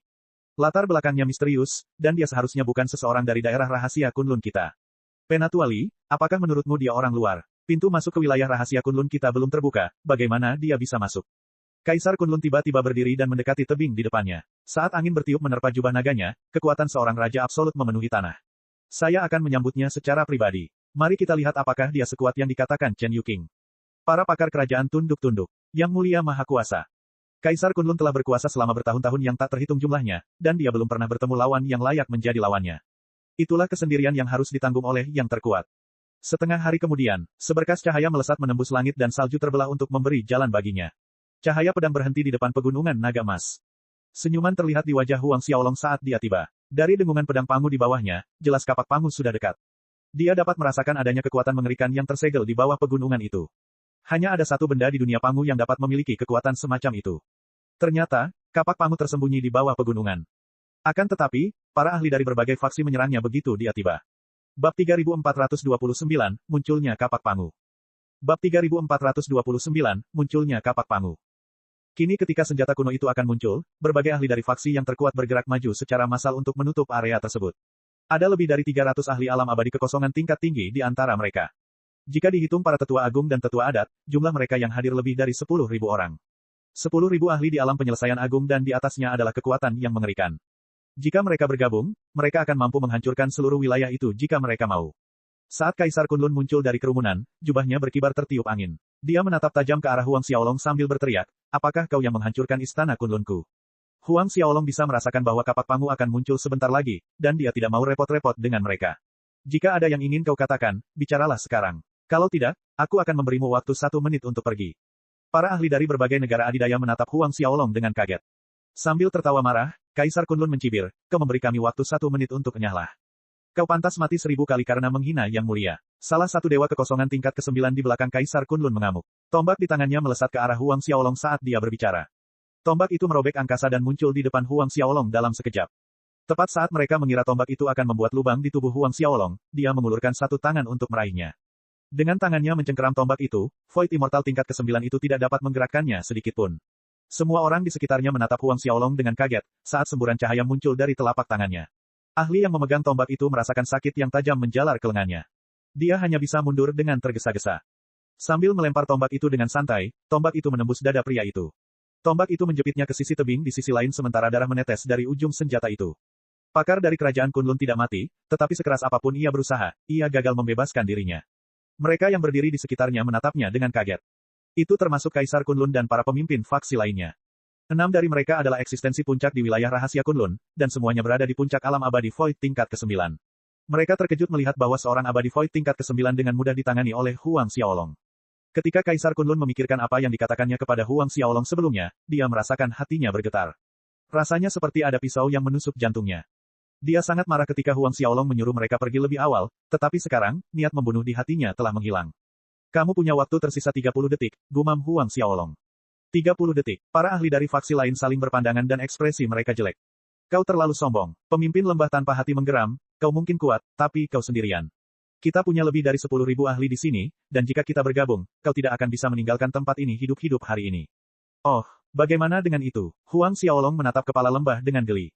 Faksi kami menemukan harta karun itu terlebih dahulu, dan harta karun itu milik kami. Kepala lembah melanjutkan, jika kau pergi sekarang, kami bisa berpura-pura kau tidak ada di sini. Apakah kamu yakin kamu adalah orang-orang yang menemukan asal mula harta karun di pegunungan naga emas? Huang Xiaolong mencibir. Salah satu faksi di sekitar pegunungan telah menemukan tempat lahirnya harta karun tersebut, tetapi 6 faksi super datang untuk mengusir mereka sebelum menyegel pegunungan tersebut. Kepala lembah menatap Huang Xiaolong dengan kaget, dan tidak tahu bagaimana harus menanggapi. 30 detik. Suara Huang Xiaolong bergema di udara sekali lagi. Kaisar Kunlun akhirnya berdiri di antara kerumunan, dan dia membentak, apakah kamu benar-benar berencana untuk menantang kami semua sekaligus? Kamu akan menyesali tindakanmu jika kamu menolak untuk mendengarkan kami. Setelah dia berbicara, dia melepaskan auranya sepenuhnya. Cahaya warna-warni mengelilingi tubuhnya. Itulah 9 seni abadi mutlak yang dilatihnya. Seni abadi 9 mutlak adalah sesuatu yang diciptakan oleh 9 dewa kekosongan tingkat puncak. Ketika dia melepaskannya, rasanya seolah-olah 9 makhluk dewa menyerang sekaligus. Seni ini dikenal publik sebagai seni abadi terkuat di wilayah rahasia Kunlun. Para ahli dari 6 faksi tidak dapat menahan diri untuk menatap Kaisar Kunlun dengan kagum. Auranya terus naik, waktunya habis. Suara Huang Xiaolong bergema di benak mereka. Tepat saat Kaisar Kunlun memamerkan kekuatan penuhnya, Huang Xiaolong bergerak. Saat sosoknya kabur, dia muncul di depan Kaisar Kunlun sebelum siapapun bisa bereaksi. Sebuah pukulan mendarat di dada Kaisar, dan baju besi di sekujur tubuhnya hancur seketika. Saat pecahan itu menghujani tanah, tinju Huang Xiaolong keluar dari punggung Kaisar. Seperti bintang jatuh, Kaisar Kunlun terlempar dan dia menghantam salah satu pegunungan yang jauh dengan keras. Begitu dia mendarat, puncaknya runtuh. Selanjutnya, pedang Pangu yang melayang di udara melepaskan sinar cahaya pedang yang tak terhitung jumlahnya. Saat cahaya itu menghujani daratan, jeritan memilukan terdengar. Para ahli dari 6 faksi super mulai jatuh dari langit seperti serangga. Mereka yang masih bisa berdiri di udara dihabisi oleh Huang Xiaolong dengan satu pukulan. Dalam sekejap mata, ke-10.000 ahli itu tergeletak menyedihkan di tanah. Para ahli dari faksi lain yang diusir oleh 6 faksi super memandang mereka dengan kaget. Tidak lama setelah Huang Xiaolong berhadapan dengan anggota 6 faksi super, pegunungan mulai bergemuruh. Mereka merasa seolah-olah seekor binatang raksasa akan muncul dari bawah tanah. Sinar cahaya yang mengerikan melesat ke langit, dan para ahli dari 6 faksi yang terkena serangannya pun menguap. Sambil berteriak kaget, mereka mencoba melarikan diri meskipun mengalami luka serius. Pegunungan naga emas bergetar hebat, dan bumi mulai retak. Salju yang menumpuk di tanah selama entah berapa tahun ditelan oleh lembah-lembah yang terbentuk di bumi. Pilar-pilar cahaya yang membentang ke langit dapat membelah surga. Meskipun kekuatannya luar biasa, Huang Xiaolong berdiri di tempatnya dengan ekspresi kegembiraan terbentuk di wajahnya. Dia bermandikan cahaya seolah-olah itu adalah pancuran yang nyaman. Ketika mereka melihat ekspresi nyaman di wajah Huang Xiaolong, mereka merasakan kaki mereka menjadi lemas. Apakah dia benar-benar manusia? Beberapa saat yang lalu, ada dewa kekosongan tingkat ke-9 yang berubah menjadi ketiadaan oleh cahaya. Namun, sinar yang kuat itu tidak dapat melakukan apapun pada Huang Xiaolong. Mereka hanya bisa membayangkan betapa kuatnya tubuh fisiknya. Saat pegunungan naga emas perlahan runtuh, sebuah kapak raksasa muncul di langit. Bab 3430, memperoleh kapak Pangu. Bab 3430, memperoleh kapak Pangu. Kapak itu begitu besar sehingga tak seorang pun dapat menggambarkan seberapa besarnya. Pegunungan naga emas membentang bermil-mil jauhnya, dan kapak itu sebesar itu. Tidak, kapak itu bahkan lebih besar dari pegunungan itu karena terkubur di tanah di bawahnya. Pegunungan naga emas tampak seperti debu dan kotoran yang terkumpul di kapak. Kaisar Kunlun dan yang lainnya tidak dapat melihat ujung kapak itu bahkan setelah mengamatinya beberapa waktu. Lagi pula, kapak itu terlalu besar. Apakah ini benar-benar artefak abadi? Salah satu dewa kekosongan dari kerajaan Kunlun terkesiap. Awalnya semua orang mengira yang muncul adalah senjata kuno, tapi dilihat dari penampakan kapaknya, dugaan mereka salah. Mereka telah lama menyaksikan kekuatan kapak itu. Hanya cahaya yang dipancarkannya dapat menghancurkan Void Immortal tingkat puncak. Terlebih lagi, saat itu tidak ada seorang pun yang secara aktif menggunakan kapak. Bahkan artefak abadi kuno pun tidak memiliki kekuatan semacam itu. Ini adalah senjata yang luar biasa. Teriak Master Lembah tanpa hati. Mata semua orang yang hadir mulai terbakar ketika mereka menyadari apa yang dapat mereka lakukan dengan kapak itu. Selama mereka memperoleh senjata itu, mereka akan mampu menekan lawan mereka. Mereka akan menjadi eksistensi yang tak terkalahkan. Huang Xiaolong melihat ekspresi keserakahan di mata mereka, dan dia terkekeh, ini memang senjata yang luar biasa. Kalian bisa mengambilnya asalkan kalian mampu. Silakan dan coba.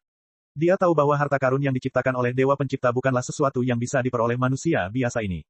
Tidak perlu membicarakan orang-orang seperti Kaisar Kunlun. Bahkan di dunia abadi, jumlah orang yang bisa mendapatkan kapak Pangu mungkin bisa dihitung dengan satu tangan. Apa kau serius? Kaisar Kunlun menarik napas dingin, dan dia menatap Huang Xiaolong dengan ragu. Tentu saja, setelah ragu sejenak, Kaisar Kunlun menyerbu ke arah kapak itu. Cahaya mengelilingi tubuhnya saat ia mencoba melindungi dirinya dari cahaya yang dipancarkannya. Sebuah jimat muncul dari tubuhnya dan mengelilinginya dalam bola cahaya pelindung. Jimat abadi kuno, itu jimat terkuat yang pernah diciptakan oleh Dewa Sembilan Lengkung di masa lalu. Banyak ahli berteriak, jimat abadi kuno dikatakan membuat penggunanya tidak bisa dihancurkan. Tidak peduli seberapa kuat lawannya, penghalang cahaya akan mampu menangkisnya. Huang Xiaolong mengangkat sebelah alisnya saat melihat jimat itu. Dia jelas tidak menyangka Kaisar Kunlun memiliki benda istimewa seperti itu, tapi hanya itu saja. Orang yang memurnikan jimat itu pandai dalam hal itu, dan rune yang terukir di jimat itu memanfaatkan kekuatan langit dan bumi di sekitar pemakainya untuk melindungi mereka dari serangan luar. Kaisar Kunlun memperlihatkan senyum puas saat melihat perubahan ekspresi Huang Xiaolong. Tak butuh waktu lama baginya untuk mendekati kapak itu. Dengan ekspresi percaya diri, ia melangkah ke area cahaya yang dipancarkan oleh kapak Pangu. Saat dia melakukannya, senyum di wajahnya menghilang. Penghalang cahaya di sekelilingnya hancur seketika, dan jimat itu terbakar. Tidak peduli seberapa kuat penghalang pelindung itu adalah benda yang digunakan di dunia fana. Tidak mungkin penghalang itu dapat menahan kekuatan yang terkandung dalam kapak Pangu.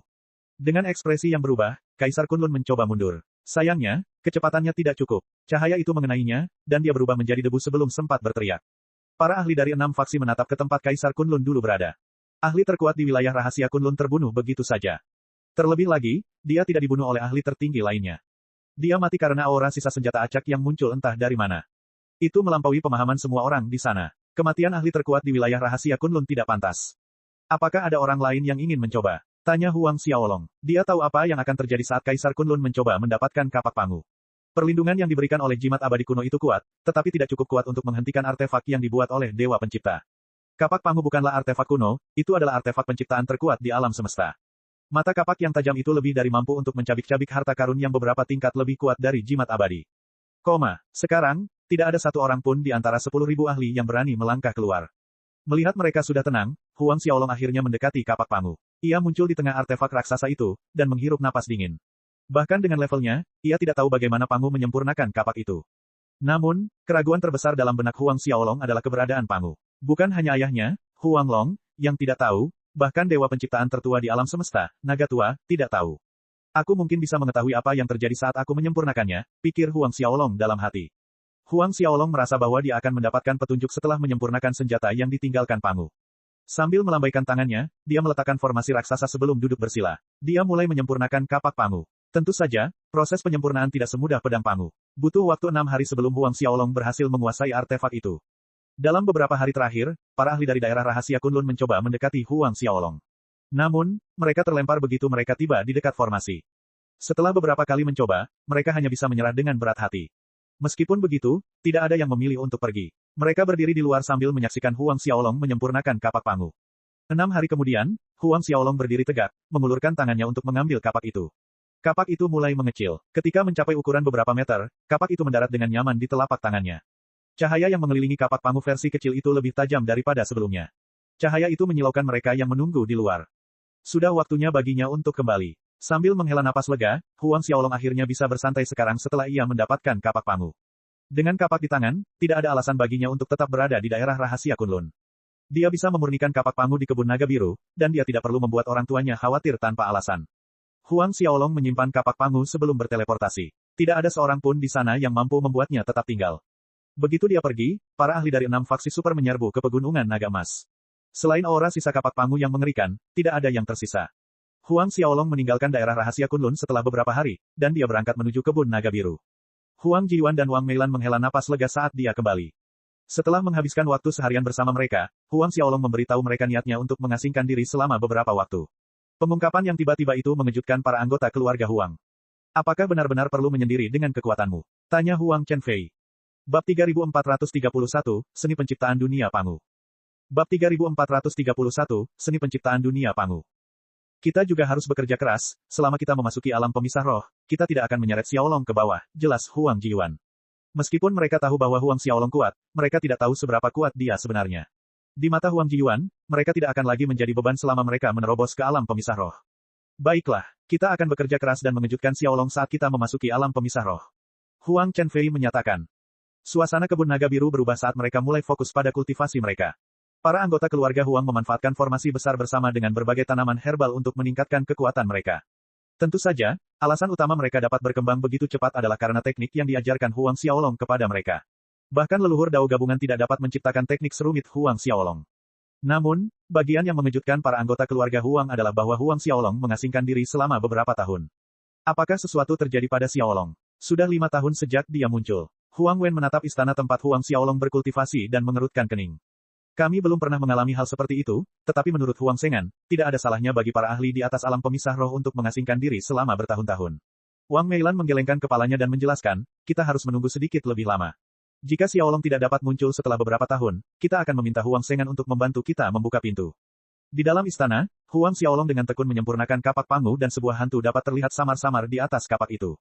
Naga-naga berenang di sekitar hantu itu, dan mata emas di wajahnya tampaknya mengandung kekuatan untuk menembus surga. Semakin dia menyempurnakan kapak Pangu, semakin jelas bayangan itu. Akhirnya, bayangan itu tampak hidup.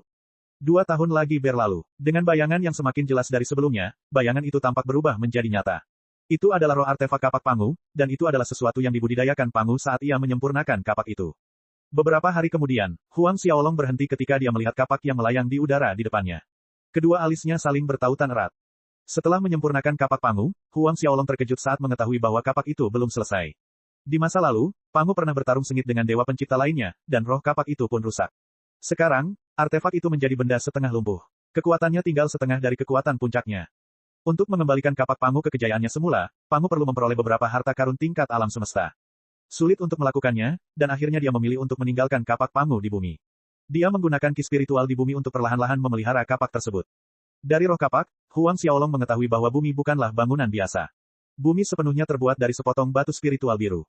Energi spiritual di bumi pada akhirnya akan mampu memulihkan kapak itu. Tentu saja, butuh waktu lama agar itu terjadi. Huang Xiaolong perlahan menjauhkan kapak Pangu. Meskipun setengah terbuang sia-sia, Huang Xiaolong masih berhasil mendapatkan seni penciptaan dunia Pangu setelah memurnikan kapak itu. Dengan kapak di tangannya, dia akhirnya bisa berkultivasi dengan memurnikan energi asal dunia Pangu. Dengan pil yang diperolehnya di Gua Abadi Pangu, Huang Xiaolong percaya bahwa tidak akan butuh waktu lama baginya untuk mencapai batas dunia kecil ketiganya. Dalam waktu 10 juta tahun, dia yakin bisa memasuki alam dewa penciptaan. Saat dunia ketiga di Huang Xiaolong mulai mengedarkan seni penciptaan dunia Pangu, energi spiritual dari sumber dunia Pangu memasuki tubuhnya seperti aliran raksasa. Beberapa hari kemudian, Huang Xiaolong muncul dari istananya.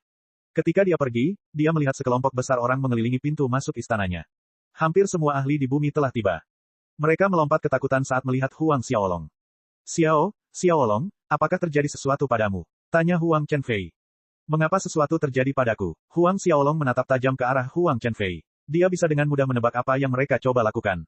Lagi pula, dia sudah mengalami situasi yang sama berkali-kali sebelumnya. Kalian semua membawa mereka ke sini untuk memaksa pintu masuk istana terbuka, kan? Huang Xiaolong terkekeh. Kalian tidak akan bisa membuka pintu dengan batasan yang kumiliki. Sebelum memulai proses penyempurnaan, Huang Xiaolong meletakkan formasi di sekitar istananya untuk mencegahnya memengaruhi kultivasinya. Bahkan Dewa Emas Agung tidak akan mampu menggores istananya setelah menyerang selama 100 juta tahun, apalagi para ahli alam pencerahan ini. Ekspresi canggung terbentuk di wajah Huang Chenfei dan yang lainnya. Karena semua orang sudah datang, Huang Xiaolong tidak mengusir mereka. Dia bertanya kepada mereka tentang perubahan di bumi sebelum membagikan beberapa botol pil. Dalam beberapa hari berikutnya, Huang Xiaolong terus mengedarkan seni penciptaan dunia Pangu. Ia melahap energi spiritual dari asal mula dunia sambil memurnikan pil tingkat penciptaan. Kecepatan peningkatannya sangat mencengangkan. Di masa lalu, waktu mengalir berbeda di bumi dan seluruh alam semesta. Itu karena formasi agung yang ditetapkan oleh Pangu sebelum dia pergi. Sekarang setelah Huang Xiaolong menyempurnakan kapak Pangu, dia memperoleh kendali atas formasi tersebut, dan dia menyinkronkan aliran waktu. Beberapa ratus tahun berlalu, Huang Xiaolong menemani anggota keluarga Huang berkeliling planet-planet terdekat sambil berkultivasi. Jejak keluarga Huang dapat terlihat di sekitar galaksi. Semua orang di keluarga Huang memasuki alam abadi Void setelah bertahun-tahun, dan Huang Chenfei adalah yang tercepat di antara mereka. Dia berdiri di puncak alam abadi Void tingkat ke-9, dan dia akan segera dapat memasuki alam abadi surgawi. Suatu hari, sebuah retakan muncul di angkasa saat pasukan raksasa mulai menyerbu ke dunia Pangu. Para prajurit itu mengenakan baju besi naga emas. Sebuah pasukan mulai terbentuk, dan mereka membentuk lautan ahli yang raksasa. Yang terlemah di antara mereka adalah Dewa Emas, dan salah satu dari mereka meraung, energi spiritual di dunia Pangu berbeda dari dunia naga berkobar kita. Bab 3432, Tentara Kekaisaran Surgawi Naga Sejati. Bab 3432, Tentara Kekaisaran Surgawi Naga Sejati. Jenderal Chen, haruskah kita menyerang pengadilan surgawi mereka? Salah satu perwira bertanya. Sebelum mereka tiba, mereka melakukan penyelidikan terperinci di dunia Pangu. Kekuatan terkuat adalah pengadilan surgawi Pangu, dan status mereka di dunia setara dengan Kekaisaran Surgawi Naga Sejati di dunia naga berkobar. Jenderal Chen menganggukkan kepalanya. Kirim pasukan keluar. Serang istana surgawi Pangu. Hal terpenting yang harus kita lakukan adalah menaklukkan wilayah mereka. Kita tidak bisa memberi mereka waktu untuk bereaksi. Dalam skenario terbaik, kita akan segera mengalahkan Kaisar Giok mereka. Ya, Jenderal Chen. Setengah hari kemudian, Kaisar Langit sedang asyik bermain catur dengan Ibu Suri dari barat di halaman ketika bawahannya, bintang emas putih besar, berlari ke halaman. Yang mulia, kita dalam masalah. Kerutan terbentuk di wajah Kaisar Giok, dan dia meletakkan bidak caturnya. Apa yang terjadi? Mengapa kamu bertingkah gugup? Dia tengah memikirkan apakah dia harus memberhentikan bawahannya dari jabatannya ketika dia melihat ekspresi cemas di wajahnya. Ada pasukan yang menyerang kita. Dadanya naik turun karena panik. Kaisar Giok dan Ibu Suri dari barat menatapnya dengan kaget. Tentara apa yang kau bicarakan? Apakah dunia iblis mengirim pasukan mereka? Tidak heran Kaisar Langit akan berpikir seperti itu. Lagi pula, leluhur iblis tanpa langit pernah memimpin kampanye melawan dunia abadi. Tidak, Yang Mulia, mereka tampaknya tidak datang dari dunia Pangu kita. Mereka mengaku sebagai anggota Kekaisaran Surgawi Naga Sejati, dan kita harus pergi sekarang juga. Mereka hampir menyerang kita. Kekaisaran Surgawi Naga Sejati. Wajah mereka berubah. Bukankah dunia Pangu diselimuti badai spasial? Bagaimana anggota Kekaisaran Surgawi Naga Sejati bisa masuk? Mereka berdua mengetahui tentang Kekaisaran Surgawi Naga Sejati dari perjalanan yang pernah mereka lakukan ke dunia naga berkobar di masa lalu. Berapa banyak orang yang datang? Kaisar Langit melompat berdiri dan bertanya. Ia mengambil cermin surgawi dan melihat ke dalamnya. Saya tidak tahu, pasukannya terlalu besar, dan kami tidak bisa memperkirakannya. Begitu kata-kata itu keluar dari bibirnya, sebuah bayangan terbentuk di cermin. Kaisar Langit melihat pemandangan yang kacau balau di mana pasukan itu menyerang mereka, dan dari apa yang dapat dilihatnya, jumlah pasukannya mencapai 1 triliun. Rasa dingin merambati tulang punggungnya. Tidak butuh waktu lama bagi pasukan Kekaisaran Surgawi Naga Sejati untuk menduduki pengadilan surgawi. Mereka mengumumkan fakta itu kepada dunia abadi dan memerintahkan setiap ahli di alam abadi emas atau yang lebih tinggi untuk bersumpah setia. Jika mereka tidak menyerah setelah sebulan, faksi mereka akan dimusnahkan. Dunia abadi langsung kacau balau dalam sekejap. Tidak lama kemudian, perintah lain datang dari Kekaisaran Langit Naga Sejati. Mereka menetapkan hadiah untuk Kepala Kaisar Giok, dan mereka akan memberi hadiah kepada siapapun yang dapat memberi mereka petunjuk tentang satu urat spiritual Dao Agung Kaisar Giok. Mereka memanggil 6 orang bijak, namun mereka gagal melakukan apapun pada Rulai yang ditekan oleh Huang Xiaolong. Selanjutnya mereka mulai mencari kapak Pangu. Kapak Pangu milik Kaisar Pangu. Mungkinkah kapak itu ada di dunia Pangu kita? Anggota Kekaisaran Surgawi Naga Sejati tidak boleh berbohong. Apakah mereka tidak takut kalau orang lain akan berkelahi dengan mereka untuk mendapatkan kapak? Dunia abadi meletus seketika. Apakah kalian ingin naik ke dunia abadi untuk melihatnya? Huang Xiaolong bertanya sambil melihat anggota keluarga Huang. Mereka mengangguk serempak. Kami mendengar dari Patriark Ye Xiaolong bahwa ki spiritual di dunia abadi sangat padat. Kami ingin melihat ke sana, Huang Chenfei berkata. Xiaolong, bagaimana menurutmu? Melihat tatapan penuh semangat di mata mereka, Huang Xiaolong mengangguk. Baiklah, bersiaplah. Aku akan membawa kalian ke dunia abadi besok. Namun, kalian perlu memahami satu hal. Kalian tidak akan bisa kembali begitu kalian naik. Kecuali kalian mencapai level yang sama denganku, kalian tidak akan bisa bepergian melintasi dunia dengan bebas. Tentu saja, yang dia maksud adalah dewa alam penciptaan. Para Daozun tidak akan bisa bepergian sesuka hati mereka bahkan jika mereka mencapai tahap kesempurnaan. Dengan bakat mereka, Huang Xiaolong tahu bahwa tidak ada satupun dari mereka yang memiliki kesempatan untuk mencapai alam dewa penciptaan. Oleh karena itu, mereka tidak akan pernah bisa kembali ke dunia fana setelah mereka meninggalkannya. Keraguan muncul di mata mereka. Terutama bagi Zhang Yuhan, dia tidak tega meninggalkan keluarga Zhang. Sebenarnya, kalian semua akan segera mencapai puncak alam abadi Void tingkat ke-9. Tidak akan lama lagi sampai kalian harus naik, jelas Huang Xiaolong. Namun, dia tidak memaksa mereka untuk membuat keputusan. Pada malam hari, anggota keluarga Huang dan Zhang Yuhan datang mencari Huang Xiaolong. Xiaolong, kami sudah memikirkannya. Ayo kita pergi ke dunia abadi. Seru Huang Jiyuan. Dia menatap setiap orang di antara mereka, dan dia melihat tatapan tegas di mata mereka. Tanpa banyak basa-basi, Huang Xiaolong membawa mereka ke lorong yang dibukanya. Dengan pukulan lain, ia merobek lorong menuju dunia abadi. Namun, dia menemukan ada sesuatu yang tidak beres saat dia kembali ke dunia abadi. Kekaisaran Surgawi Naga Sejati menaklukkan pengadilan surgawi. Huang Xiaolong akhirnya mendengar nama mereka lagi. Ya, Yang Mulia, setengah bulan yang lalu, pasukan Kekaisaran Langit Naga Sejati menyerang dunia Pangu kita. Mereka tidak menggunakan banyak upaya untuk mengambil alih pengadilan surgawi, dan Kaisar Langit sekarang menjadi buronan, Mu Suihan menjelaskan. Seluruh dunia gemetar karena mereka, dan menurut mereka, setiap ahli di atas alam abadi emas harus melapor ke pengadilan surgawi untuk menyatakan kesetiaan mereka kepada Kekaisaran Langit Naga Sejati. Siapapun yang menolak akan dibasmi fraksinya. Saya pernah mendengar bahwa Kekaisaran Surgawi Naga Sejati adalah kekuatan terkuat di alam semesta kita. Leluhur lama mereka adalah ahli terkuat di alam semesta, dan siapapun yang menolak untuk tunduk akan mati dengan mengerikan. Huang Xiaolong mencibir, mereka pasti menambahkan bagian terakhirnya sendiri. Mu Suihan menunjukkan ekspresi canggung, dan dia menjelaskan, memang, namun, ke-6 orang bijak itu mengonfirmasi berita itu, dan itu seharusnya nyata. Apakah kamu berencana untuk menyerah? Huang Xiaolong menatap Mu Suihan. Sambil berlutut karena panik, dia berteriak, saya hanya akan setia kepada Yang Mulia. Ekspresi wajah Huang Xiaolong akhirnya mulai mereda, dan dia menjelaskan, biarkan aku mencerahkanmu tentang hubungan antara Kekaisaran Surgawi Naga Sejati dan diriku, kami tidak akan beristirahat sampai pihak lain mati. Mu Suihan tersentak kaget, dia tidak menyangka Huang Xiaolong akan menjadi musuh dari makhluk yang begitu menakutkan. Dalam beberapa hari, aku akan pergi bersama kalian. Huang Xiaolong mendengus. Segera, dia memberitahu Sun Wukong, Ying Gou, dan yang lainnya. Dia menyuruh mereka memanggil leluhur iblis tanpa langit dan leluhur iblis Yin Yang. Bab 3433, Jenderal dibunuh. Bab 3433, Jenderal dibunuh. Beberapa lusin hari berlalu. Sebulan yang lalu, sebuah perintah datang dari Kekaisaran Surgawi Naga Sejati untuk memaksa para ahli dunia abadi agar tunduk. Sekarang, hanya tinggal 1 hari lagi sebelum batas waktu. Jenderal Chen dari Angkatan Darat mendengarkan laporan bawahannya. Jenderal Chen, 80% kekuatan di dunia suci memilih untuk menyerah. 90% ahli di alam abadi emas dan di atasnya berjanji setia kepada kita, tetapi masih ada sedikit lagi di luar sana. Salah satu perwira di bawah Jenderal Chen melaporkan. Oh, Siapa saja yang belum menyerahkan diri? Di benua Dewa Dongsheng, ada Sun Wukong, Yinggou, dan Phoenix Suci. Dia menambahkan beberapa nama lainnya. Berikutnya, ia melaporkan para ahli dari benua lain. Jenderal Chen, menurutmu apa yang harus kita lakukan pada mereka?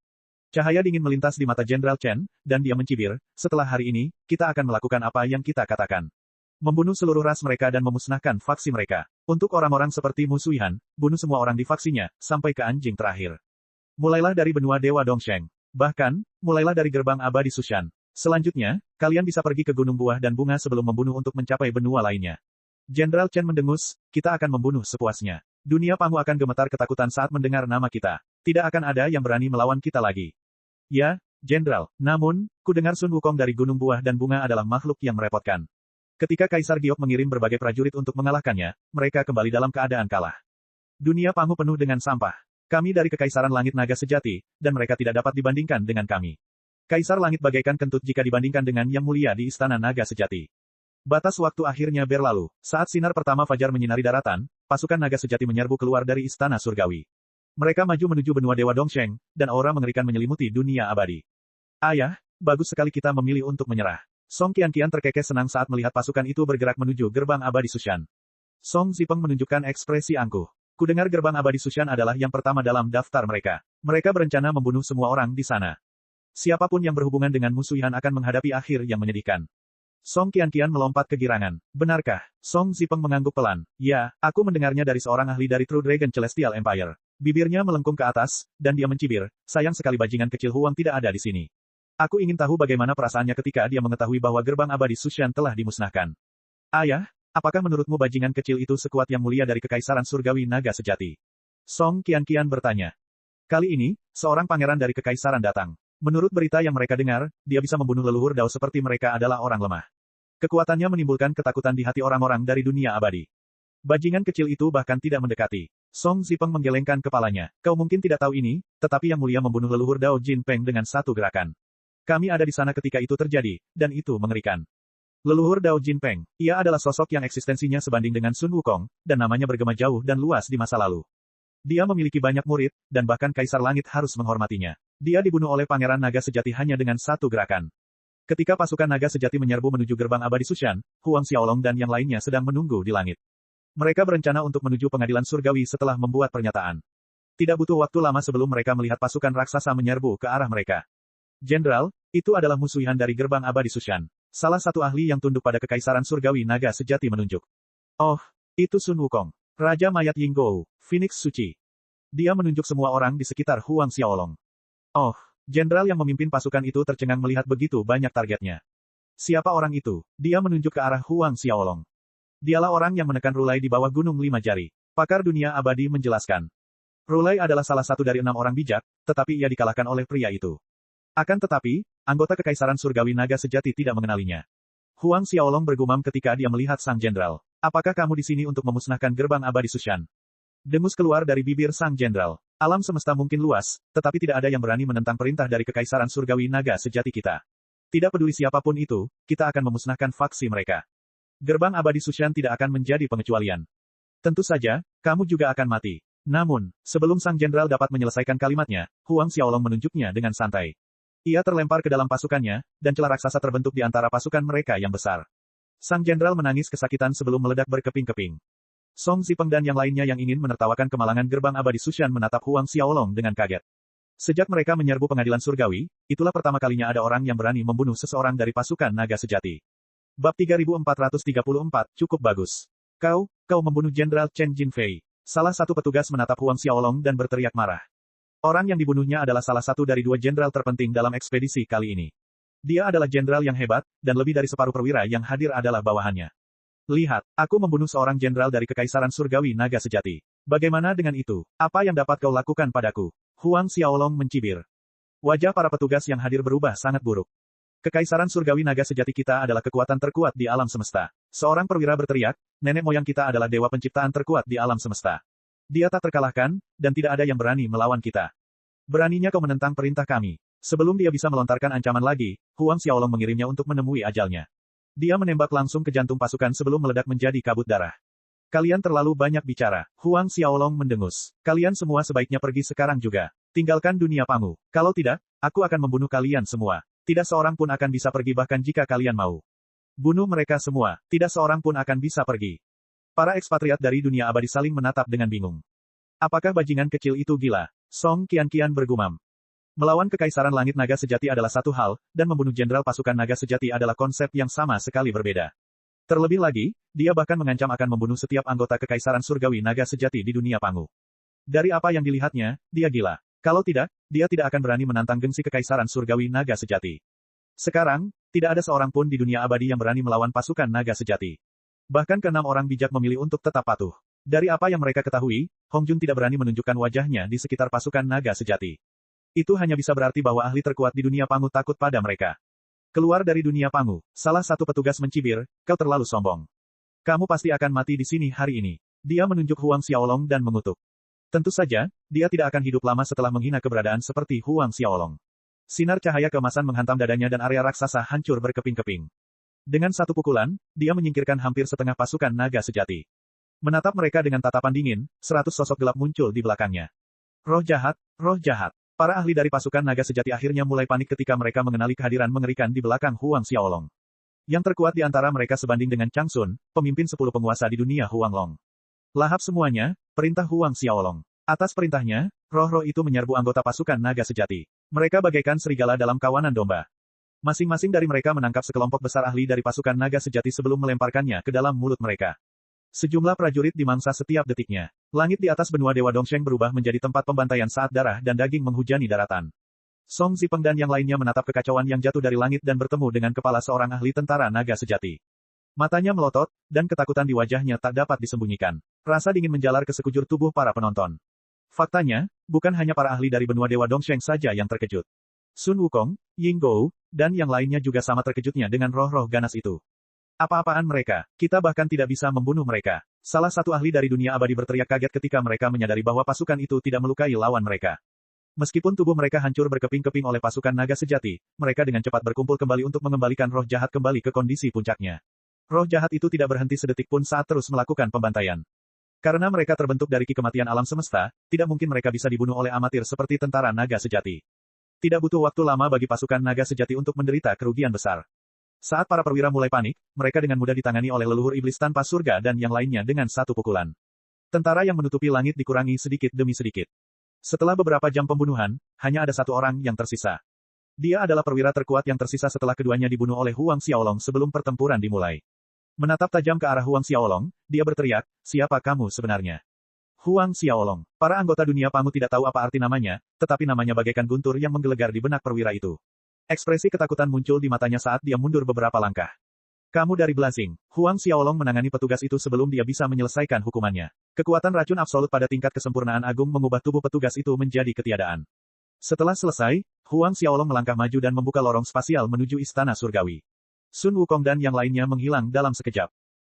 Seorang pemuda berbadan tegap duduk di singgasana di pengadilan surgawi, dan orang dapat dengan mudah melihat kekuatan yang dimilikinya dari aura yang dipancarkannya. Dia adalah seseorang yang sangat dikenal Huang Xiaolong, penguasa istana pavilion misteri di dunia Huang Long. Huang Rong, pangeran yang dikirim oleh Kekaisaran Surgawi Naga Sejati adalah Huang Rong, dan sederet ahli dari dunia Pangu berdiri patuh di hadapannya. Tentu saja, mereka yang bisa memasuki aula adalah mereka yang berada di alam leluhur Dao Gabungan. Siapapun yang lebih lemah hanya bisa berdiri di luar. Orang yang berdiri di garis depan adalah Grand Golden Immortal. Saya menyapa Pangeran Huang Rong.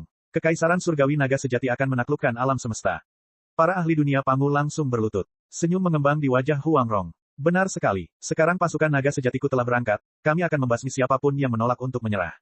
Mereka yang ada di aula menarik napas dingin ketika mereka bisa membayangkan akhir yang menyedihkan bagi mereka yang menolak mendengarkan.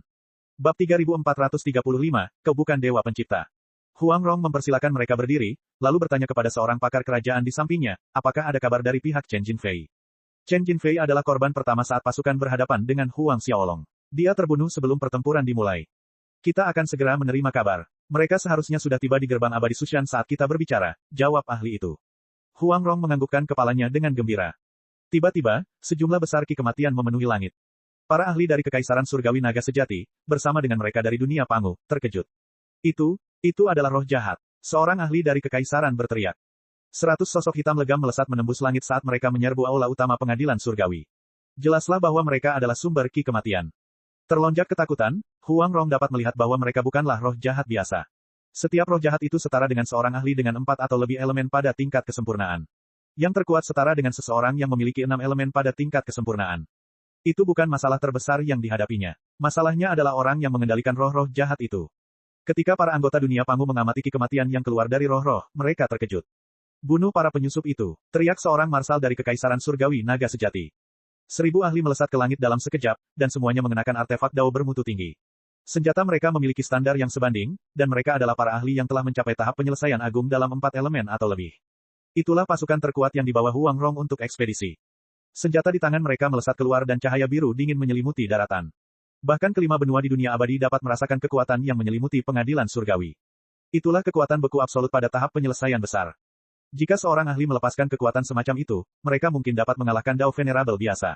Namun, 1000 orang yang melepaskan kekuatan yang sama sudah cukup untuk mengguncang surga. Ruang di sekitar roh-roh itu berubah menjadi es dan mereka gagal maju 1 inci pun. Kekuatan es absolut mengancam untuk menghancurkan roh-roh itu, tetapi tepat sebelum mereka dapat membekukan roh-roh itu sepenuhnya, seberkas cahaya melesat menembus langit. Cahaya itu seperti pisau yang mengiris dunia. Kekuatan es absolut itu terhenti di tengah jalan. 1000 ahli yang menyerang dipaksa mundur. Semua orang menatap perubahan mendadak itu dengan kaget. Beberapa sosok muncul dari cakrawala. Tubuh para pendatang baru itu terlalu kecil dibandingkan dengan 100 roh jahat, tetapi mata orang-orang dari Kekaisaran Surgawi Naga Sejati terbelalak saat mereka melihat wajah yang dikenalnya. Terutama bagi Huang Rong, rasa takut dan kaget yang sama besarnya menjalar di hatinya, dan ia melompat ketakutan. Huang Xiaolong. Huang Xiaolong. Para pakar di Kekaisaran yang tidak mengetahui seperti apa rupanya, tercerahkan oleh teriakan Huang Rong, dan kaki mereka pun menjadi lemas. Di masa lalu, Fu Luozen dari Excessive Darkness Celestial Empire adalah sosok terkenal yang membuat banyak orang takut. Dia adalah putra pencipta Excessive Darkness Celestial Empire. Bahkan eksistensi setingkat Nether Spirit Palace Master, seorang ahli yang telah mencapai tingkat kesempurnaan dalam 12 elemen, akan gemetar ketakutan saat mendengar nama Fu Luozen. Sekarang, reputasi Huang Xiaolong telah lama melampaui Fu Luozen. Di antara generasi muda, dia adalah orang terkuat di alam semesta. Jenius terhebat yang pernah ada, Huang Xiaolong. Para pakar dari dunia Pangu tidak menyangka Huang Rong dan yang lainnya akan mengenali Huang Xiaolong, dan tentu saja mereka tidak menyangka akan melihat ekspresi ketakutan di wajah orang-orang dari Kekaisaran. Bukankah Huang Rong adalah pangeran dari Kerajaan Langit Naga Sejati? Bagaimana dia bisa mengenal Huang Xiaolong? Kecuali, Kaisar Surgawi Crab Myrtle mempertanyakan seluruh keberadaannya, dan banyak ahli di Kekaisaran memikirkan hal yang sama. Emosi yang kompleks membuncah dalam hati mereka. Saat Huang Xiaolong berjalan santai menuju istana, Musuh Han dan yang lainnya berjalan di belakangnya. 100 roh berpisah untuk membentuk jalan bagi Huang Xiaolong, dan mereka mengunci seluruh area. 1000 ahli dari pasukan kartu truf Huang Rong mundur tergesa-gesa saat Huang Xiaolong mendekat. Huang Xiaolong, ini adalah masalah antara Kekaisaran kita dan dunia Pangu. Sebaiknya kau tidak, seorang marsal dari Kekaisaran Surgawi Naga Sejati berdiri untuk berbicara. Akan tetapi, sebelum dia sempat menyelesaikan kalimatnya, Huang Xiaolong melambaikan tangannya dengan santai dan menghancurkan pria itu menjadi debu. Huang Rong dan yang lainnya menatapnya dengan kaget. Bukankah sang marsal adalah seorang ahli yang mencapai tingkat kesempurnaan dalam 10 elemen? Bagaimana dia bisa mati begitu saja?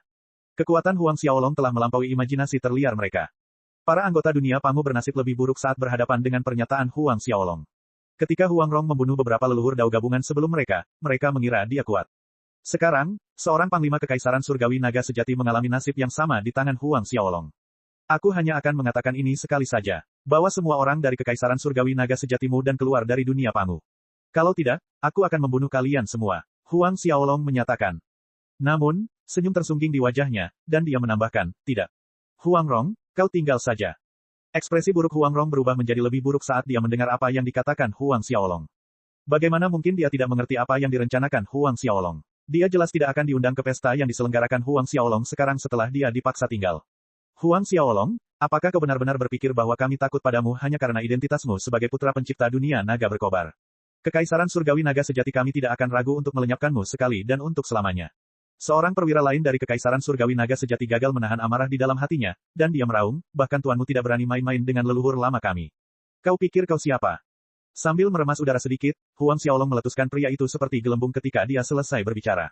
Di mataku, kau juga tidak lebih dari sampah, Huang Xiaolong mencibir. Aku akan memberimu 10 menit. Jika kau masih berada di dunia Pangu saat itu, kalian semua akan mati. Para ahli dari Kekaisaran Surgawi Naga Sejati hanya bisa beralih ke Huang Rong. Waktu berlalu perlahan, tetapi tidak seorang pun berani berbicara. Mereka yang dari dunia Pangu tidak berani bernapas dengan keras. Huang Xiaolong, apakah kamu yakin ingin melawan Kekaisaran Surgawi Naga Sejatiku? Huang Rong akhirnya menghela nafas. Kau salah, Huang Xiaolong terkekeh geli. Menatapnya dengan kaget, mereka mengira dia akan mengusulkan gencatan senjata antara dua raksasa di alam semesta. Kekaisaran Langit Naga sejatimu telah bertekad membunuhku. Kalian adalah orang-orang yang memilih untuk melawan Kekaisaran Langit Naga api milikku. Ketika Huang Zheng menangkap ayahnya, Huang Long, dan mengumumkan ambisi mereka untuk mencaplok Blazing Dragon Celestial Empire, tidak ada jalan kembali. Tidak ada pihak yang akan berhenti sampai mereka mati. Huang Rong melotot ke arah Huang Xiaolong dan mendengus, Huang Xiaolong, bakatmu mungkin melampaui siapapun di alam semesta, tetapi kamu harus ingat, kamu bukan dewa pencipta. Sekarang setelah kamu menyatakan perang terhadap kami, apakah kamu pikir gurumu dapat melindungimu selamanya? Nenek moyang kita akan segera melampaui dewa alam penciptaan. Dia akan menjadi satu-satunya makhluk tertinggi di alam semesta. Saat itu terjadi, kamu, tuanmu, dan semua orang yang kamu cintai akan mati. Bab 3436, Kecurigaan Kekaisaran Surgawi Naga Sejati. Bab 3436, Kecurigaan Kekaisaran Surgawi Naga Sejati. Huang Xiaolong meraih kekosongan dan menyeret Huang Rong ke arahnya. Memegang lehernya, dia menggeram, kembalilah lagi saat Huang Zheng berhasil. Terlepas dari apa yang kau pikirkan, dia tidak akan mampu melampaui dewa alam penciptaan. Itu karena sebelum dia melakukannya, aku akan membunuhnya dan melahap roh esensinya. Suaranya terngiang dalam benak orang-orang yang hadir. Itu bukan ancaman yang dilontarkannya saat sedang marah. Huang Zheng berencana untuk melahap Huang Long agar melampaui alam dewa penciptaan, dan karena permusuhan telah terjadi, Huang Xiaolong akan melahapnya sebelum dia mendapat kesempatan untuk membunuh ayahnya. Jika Huang Zheng punya harapan untuk melampaui alam dewa penciptaan, peluang Huang Xiaolong akan jauh lebih besar jika dia melahap Huang Zheng. Para ahli dari True Dragon Celestial Empire menatapnya seperti orang gila. Ancamannya terlalu kekanak-kanakan. Bahkan, itu adalah lelucon terhebat. Huang Xiaolong, kau lelaki kecil yang menyedihkan, Huang Rong mengejek. Apa kau benar-benar berpikir kau bisa melahap leluhur tua kita? Tidak perlu khawatir, gumam Huang Xiaolong. Kau tidak akan hidup untuk melihat hari ketika itu terjadi. Setelah dia berbicara, bola api mulai menggerogoti tubuh Huang Rong. Api Huang Long membuat Huang Rong menjerit kesakitan. Bahkan dengan garis darah Huang Long dan fisiknya yang tidak bisa dihancurkan, ia gagal menahan api. Ia seperti kain lap yang dibakar. Ia mungkin tidak terbakar dengan cepat, tetapi tidak ada yang bisa memadamkan api. Para ahli dari True Dragon Celestial Empire mendengar teriakan menyayat hati dari Huang Rong, dan ekspresi mereka berubah. Ketakutan, kemarahan, kebencian, dan amarah menyelimuti hati mereka saat mereka menatap Huang Xiaolong. Meninggalkan, kembalilah dan beritahu Yang Mulia untuk membalaskan dendamku. Huang Rong meraung, serang, selamatkan Pangeran ke-6. Jika ada yang berani kabur, aku akan membunuhmu sendiri. Mati, para marsekal dan jenderal Kekaisaran Surgawi Naga Sejati menyerang Huang Xiaolong secara serempak. Anggota dunia Pangu, dengarkan. Jika kalian memilih untuk tetap diam, leluhur lama kita akan membunuh kalian saat dia datang. Teriak seorang marsal lainnya. Kaisar Surgawi Crab Myrtle dan yang lainnya menatapnya dengan kaget, tetapi mereka tidak tahu apakah mereka harus maju. Senyum terbentuk di wajah Huang Xiaolong dan pedang Pangu muncul. Beberapa miliaran ki pedang memenuhi langit. Pedang ki merobek pertahanan orang-orang dari Kekaisaran. Darah memenuhi langit dalam sekejap. Bunuh. Leluhur iblis tanpa langit melambaikan tangannya dan pasukan iblis yang tak terhitung jumlahnya muncul. Mereka menyerang pasukan Kekaisaran Langit Naga Sejati. Sun Wukong melambaikan tangannya untuk memanggil pasukan monyet, dan ki mayat di sekitar Yinggou berubah menjadi makhluk hidup yang tak terhitung jumlahnya. Holy Phoenix kembali ke wujud aslinya dan pembantaian pun dimulai. Dengan tatapan dingin di matanya, pedang Pangu di tangan Huang Xiaolong membubung tinggi di langit. Tidak ada seorang pun yang memiliki kekuatan untuk menghentikan monster seperti dia. Semua orang yang tersentuh pedang berubah menjadi abu. Ketika para ahli dari dunia Pangu menyaksikan pembantaian sepihak itu, mereka terlalu terkejut untuk berbicara. Apakah itu benar-benar pasukan naga sejati yang memiliki kekuatan untuk menyapu alam semesta? Apakah itu pasukan naga sejati yang menaklukkan pengadilan surgawi dalam hitungan hari? Pembunuhan itu berlanjut selama 2 hari penuh, dan para ahli dunia Pangu tidak akan pernah melupakan apa yang terjadi. Nuansa merah tua memenuhi langit. Bahkan lautan pun menjadi merah karena semua pembunuhan itu. Ketika True Dragon Celestial Empire menyadari bahwa mereka tidak memiliki satu pun peluang untuk menang, mereka menemukan bahwa seluruh ruang telah dikunci oleh Huang Xiaolong. Mereka tidak dapat lari bahkan jika mereka mau. Huang Xiaolong, kau akan mati dengan menyedihkan. Roh Huang Rong melihat mayat-mayat yang bertumpuk tinggi, dan dia berteriak. Kaisar Langit dan Leluhur Tua tidak akan pernah membiarkanmu pergi. Tubuhnya telah lama dihancurkan oleh Huang Xiaolong. Satu-satunya alasan mengapa jiwa daunnya masih hidup adalah karena Huang Xiaolong memilih untuk menyimpannya di sana. Tenang saja, akhir dari Huang Dinghai dan Huang Zheng akan membuatmu merasa beruntung. Setelah berbicara, dia melemparkan Huang Rong ke dalam tungku matahari dan bulan. Setelah selesai, dia melihat para ahli dari dunia Pangu. Kaisar Surgawi Crab Myrtle dan yang lainnya langsung berlutut. Akhirnya, Huang Xiaolong memilih untuk membiarkan mereka pergi. Meninggalkan pengadilan surgawi, dia kembali ke gerbang abadi Sushan. Ia berangkat keesokan harinya. Ia berharap Huang Dinghai mengetahui apa yang terjadi di dunia Pangu, dan ia tahu bahwa sudah waktunya untuk pergi. Karena ia telah mencapai tujuannya di dunia Pangu, tidak perlu berlama-lama. Saat Sun Wukong, Yinggou, dan Phoenix Suci memohon padanya untuk membawa mereka bersamanya, mereka bertiga pergi bersama keluarga Huang saat mereka meninggalkan dunia Pangu. Setelah pergi, mereka menatap alam semesta tanpa batas di sekitar mereka dengan kagum. Jadi seperti itulah rupa alam semesta, Huang Chenfei terkesiap. Huang Xiaolong menyeringai. Itu juga reaksinya saat pertama kali melangkah ke alam semesta yang luas. Bagaimanapun, dia tidak membawa mereka kembali ke dunia naga api. Dia membawa mereka ke dunia jiwa yang telah meninggal. Setelah menyempurnakan dunia jiwa yang telah meninggal, dia tahu bahwa bahkan seorang ahli di level Huang Sheng tidak akan mampu menembusnya. Beberapa tahun berlalu, Huang Xiaolong mengizinkan mereka menetap di dunia jiwa yang telah meninggal sebelum berangkat. Tujuan berikutnya adalah dunia naga berkobar. Ketika dia kembali, naga tua itu mengomel padanya, dasar bocah nakal. Kenapa kamu selalu membuat keributan? Lihat kekacauan yang kamu buat di dunia Pangu. Jelaslah naga tua itu tahu apa yang terjadi pada kekaisaran surgawi naga sejati. Ngomong-ngomong, hebat sekali, aku sudah lama ingin menjatuhkan mereka. Naga tua itu tertawa terbahak-bahak di saat berikutnya. Tuan, apakah ada reaksi dari pihak Huang Sheng? Tanya Huang Xiaolong. Dia telah fokus untuk menerobos, kecuali langit runtuh, dia tidak akan meninggalkan kekaisaran langit naga sejati. Kamu dapat yakin bahwa dia tidak akan melakukan hal gila apapun. Apapun masalahnya, kamu harus berhati-hati. Huang Dinghai dan yang lainnya telah menyelidiki hilangnya Huang Shengdao. Dia mungkin mencurigai sesuatu. Sebaiknya kamu tetap waspada. Huang Xiaolong menganggukkan kepalanya. Dia tahu betapa seriusnya masalah ini. Jika mereka berhasil menemukan kebenarannya, Blazing Dragon Celestial Empire harus menghadapi amukan 5 kerajaan surgawi. Sedangkan Huang Rong, dia mengirim seseorang untuk menjemputmu. Dia ingin aku menyerahkanmu kepada mereka, tetapi aku mematahkan kaki pria itu sebelum melemparkannya kembali ke kekaisaran surgawi naga sejati. Naga api berbicara sedikit lebih banyak tentang hal-hal yang terjadi dalam beberapa tahun terakhir, dan Huang Xiaolong bertanya tentang Huang Long. Apakah kamu sudah menemukan kapak Pangu? Bab 3437, membuka perbendaharaan Kaisar Dao. Bab 3437, membuka perbendaharaan Kaisar Dao. Senyum licik muncul di wajah Huang Xiaolong, dan dia tertawa, tentu saja aku melakukannya. Dia menemukannya. Naga tua itu tertawa terbahak-bahak dan matanya berbinar. Bagus, bocah cilik, kau tidak mengecewakanku. Dia tahu pentingnya kapak Pangu saat Huang Xiaolong harus menghadapi Huang Sheng di masa depan. Bocah kecil, kamu beruntung. Dia selalu iri dengan keberuntungan Huang Xiaolong. Sambil tertawa geli, sebuah kapak kecil muncul di tangan Huang Xiaolong. Permukaan kapak itu tampak sedikit keperakan, tetapi jelas kapak itu tidak terbuat dari perak. Ia menyerahkan kapak itu kepada naga tua itu. Sambil membelai kapak di tangannya, naga tua itu mendesah, ini kapak yang bagus, ini senjata yang menakjubkan, namun, kerutan segera terbentuk di wajahnya. Pada levelnya, dia dapat dengan mudah menyadari masalah pada kapak Pangu. Kapak ini, menoleh ke arah Huang Xiaolong, naga tua itu mengerutkan kening. Huang Xiaolong mengangguk, Pangu pernah bertarung dengan dewa penciptaan di masa lalu, dan roh senjatanya rusak. Dia meninggalkan kapak itu di bumi untuk merawatnya dengan ki spiritual alami. Sekarang, kapak itu hanya memiliki setengah dari kekuatan aslinya. Naga tua itu menatap Huang Xiaolong dengan terdiam tertegun. Apa-apaan ini? Siapa yang punya kemampuan untuk merusak roh senjata? Dengan kekuatan Pangu, dia tidak mungkin lebih lemah dariku. Bahkan kapak naga milik Huang Sheng tidak akan mampu merusak kapak Pangu. Huang Xiaolong menggelengkan kepalanya. Aku baru tahu alasannya setelah roh senjata itu terbangun. Untuk mengetahui identitasnya, aku harus menunggu roh senjata itu pulih sepenuhnya. Yang ku tahu hanyalah bahwa roh senjata itu dirusak oleh palu raksasa. Palu raksasa. Setelah memeras otaknya, naga tua itu tidak tahu siapa yang menggunakan palu raksasa. Setelah beberapa saat, raut wajah naga tua itu tampak kasihan. Sungguh kasihan, kekuatan kapak Pangu mungkin mengejutkan, tetapi sekarang sudah tidak seperti dulu lagi. Lagi pula, tidak akan mudah untuk memulihkan senjata seperti itu. Jika kapak itu mudah dikembalikan, Pangu tidak akan meninggalkannya di bumi. Apakah kamu tahu di mana Pangu? Tanya naga tua itu. Huang Xiaolong menggelengkan kepalanya. Aku tidak tahu. Namun, dia meninggalkan dunia Pangu tidak lama setelah pertempurannya. Bahkan roh senjata tidak tahu kemana dia pergi. Dari apa yang kupikirkan, dewa penciptaan lainnya seharusnya memainkan peran penting dalam keberadaan Pangu. Apakah maksudmu kau akan dapat menemukan Pangu setelah kau menemukan dewa pencipta yang bertarung dengannya? Ya, Huang Xiaolong mengangguk sedikit. Jika dia tidak mengetahui pertempuran itu, dia mungkin tidak tahu bagaimana menemukan Pangu. Namun, Huang Xiaolong tahu bahwa dia akan dapat memahami segalanya begitu dia menemukan dewa penciptaan yang tidak dikenal itu. Aku akan menggunakan kekuatan kekaisaran untuk mencarinya, desah naga tua itu. Tuan, apakah menurutmu dewa penciptaan yang misterius itu adalah Kaisar Dao? Huang Xiaolong tiba-tiba bertanya. Lagi pula, Kaisar Dao juga telah hilang selama beberapa waktu.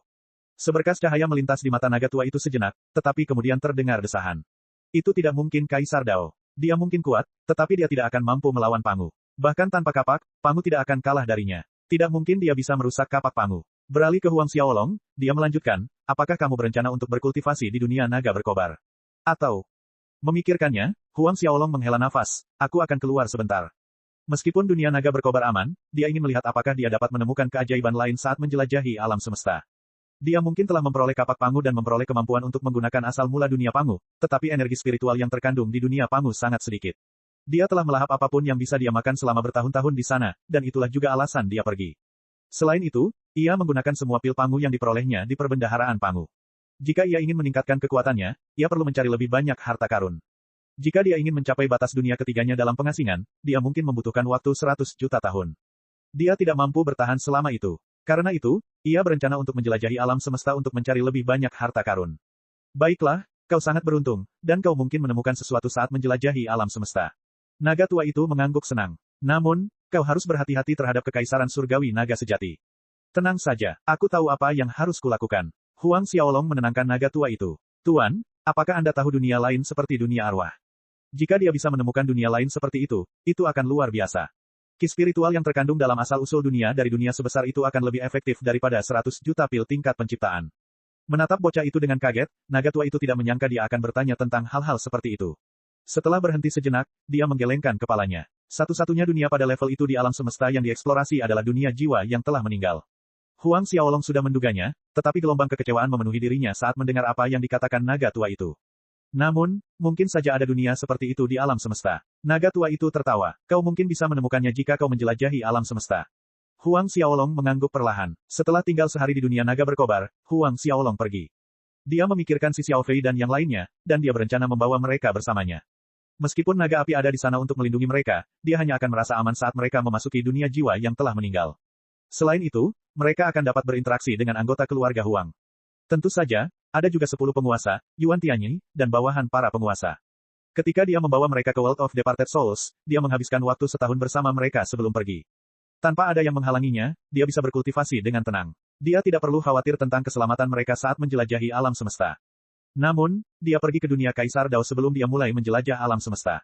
Ketika Huang Zhengdao memperoleh pedang Kaisar Dao di masa lalu, dia tidak membuka segel terakhir di perbendaharaan Kaisar Dao. Sekarang, Huang Xiaolong berencana untuk menyelesaikan langkah terakhir. Bagaimanapun, itu adalah bagian terpenting dari perbendaharaan Kaisar Dao. Tidak peduli apapun, pasti ada beberapa pil tingkat penciptaan di sana. Bab 3438, Dewa Pencipta. Bab 3438, Dewa Pencipta. Mengenai formasi dan perangkap yang dipasang oleh kelima kekuatan itu, dia tidak peduli. Dengan kekuatannya, dia dapat menghadapi para ahli yang ditempatkan di sana tanpa membuat orang lain waspada. Beberapa bulan kemudian, tidak butuh waktu lama bagi Huang Xiaolong untuk tiba di dunia Kaisar Dao. Melangkah ke dunia Kaisar Dao sekali lagi, Huang Xiaolong merasakan gelombang emosi mengalir di hatinya.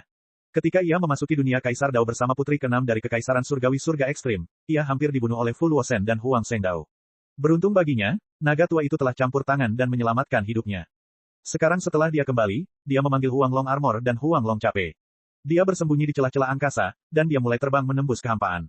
Dengan pemahamannya terhadap kekuatan ruang pada tahap kesempurnaan, para ahli alam dewa penciptaan biasa mungkin tidak akan mampu menemukan kehadirannya saat ia menggunakan 2 artefak penciptaan.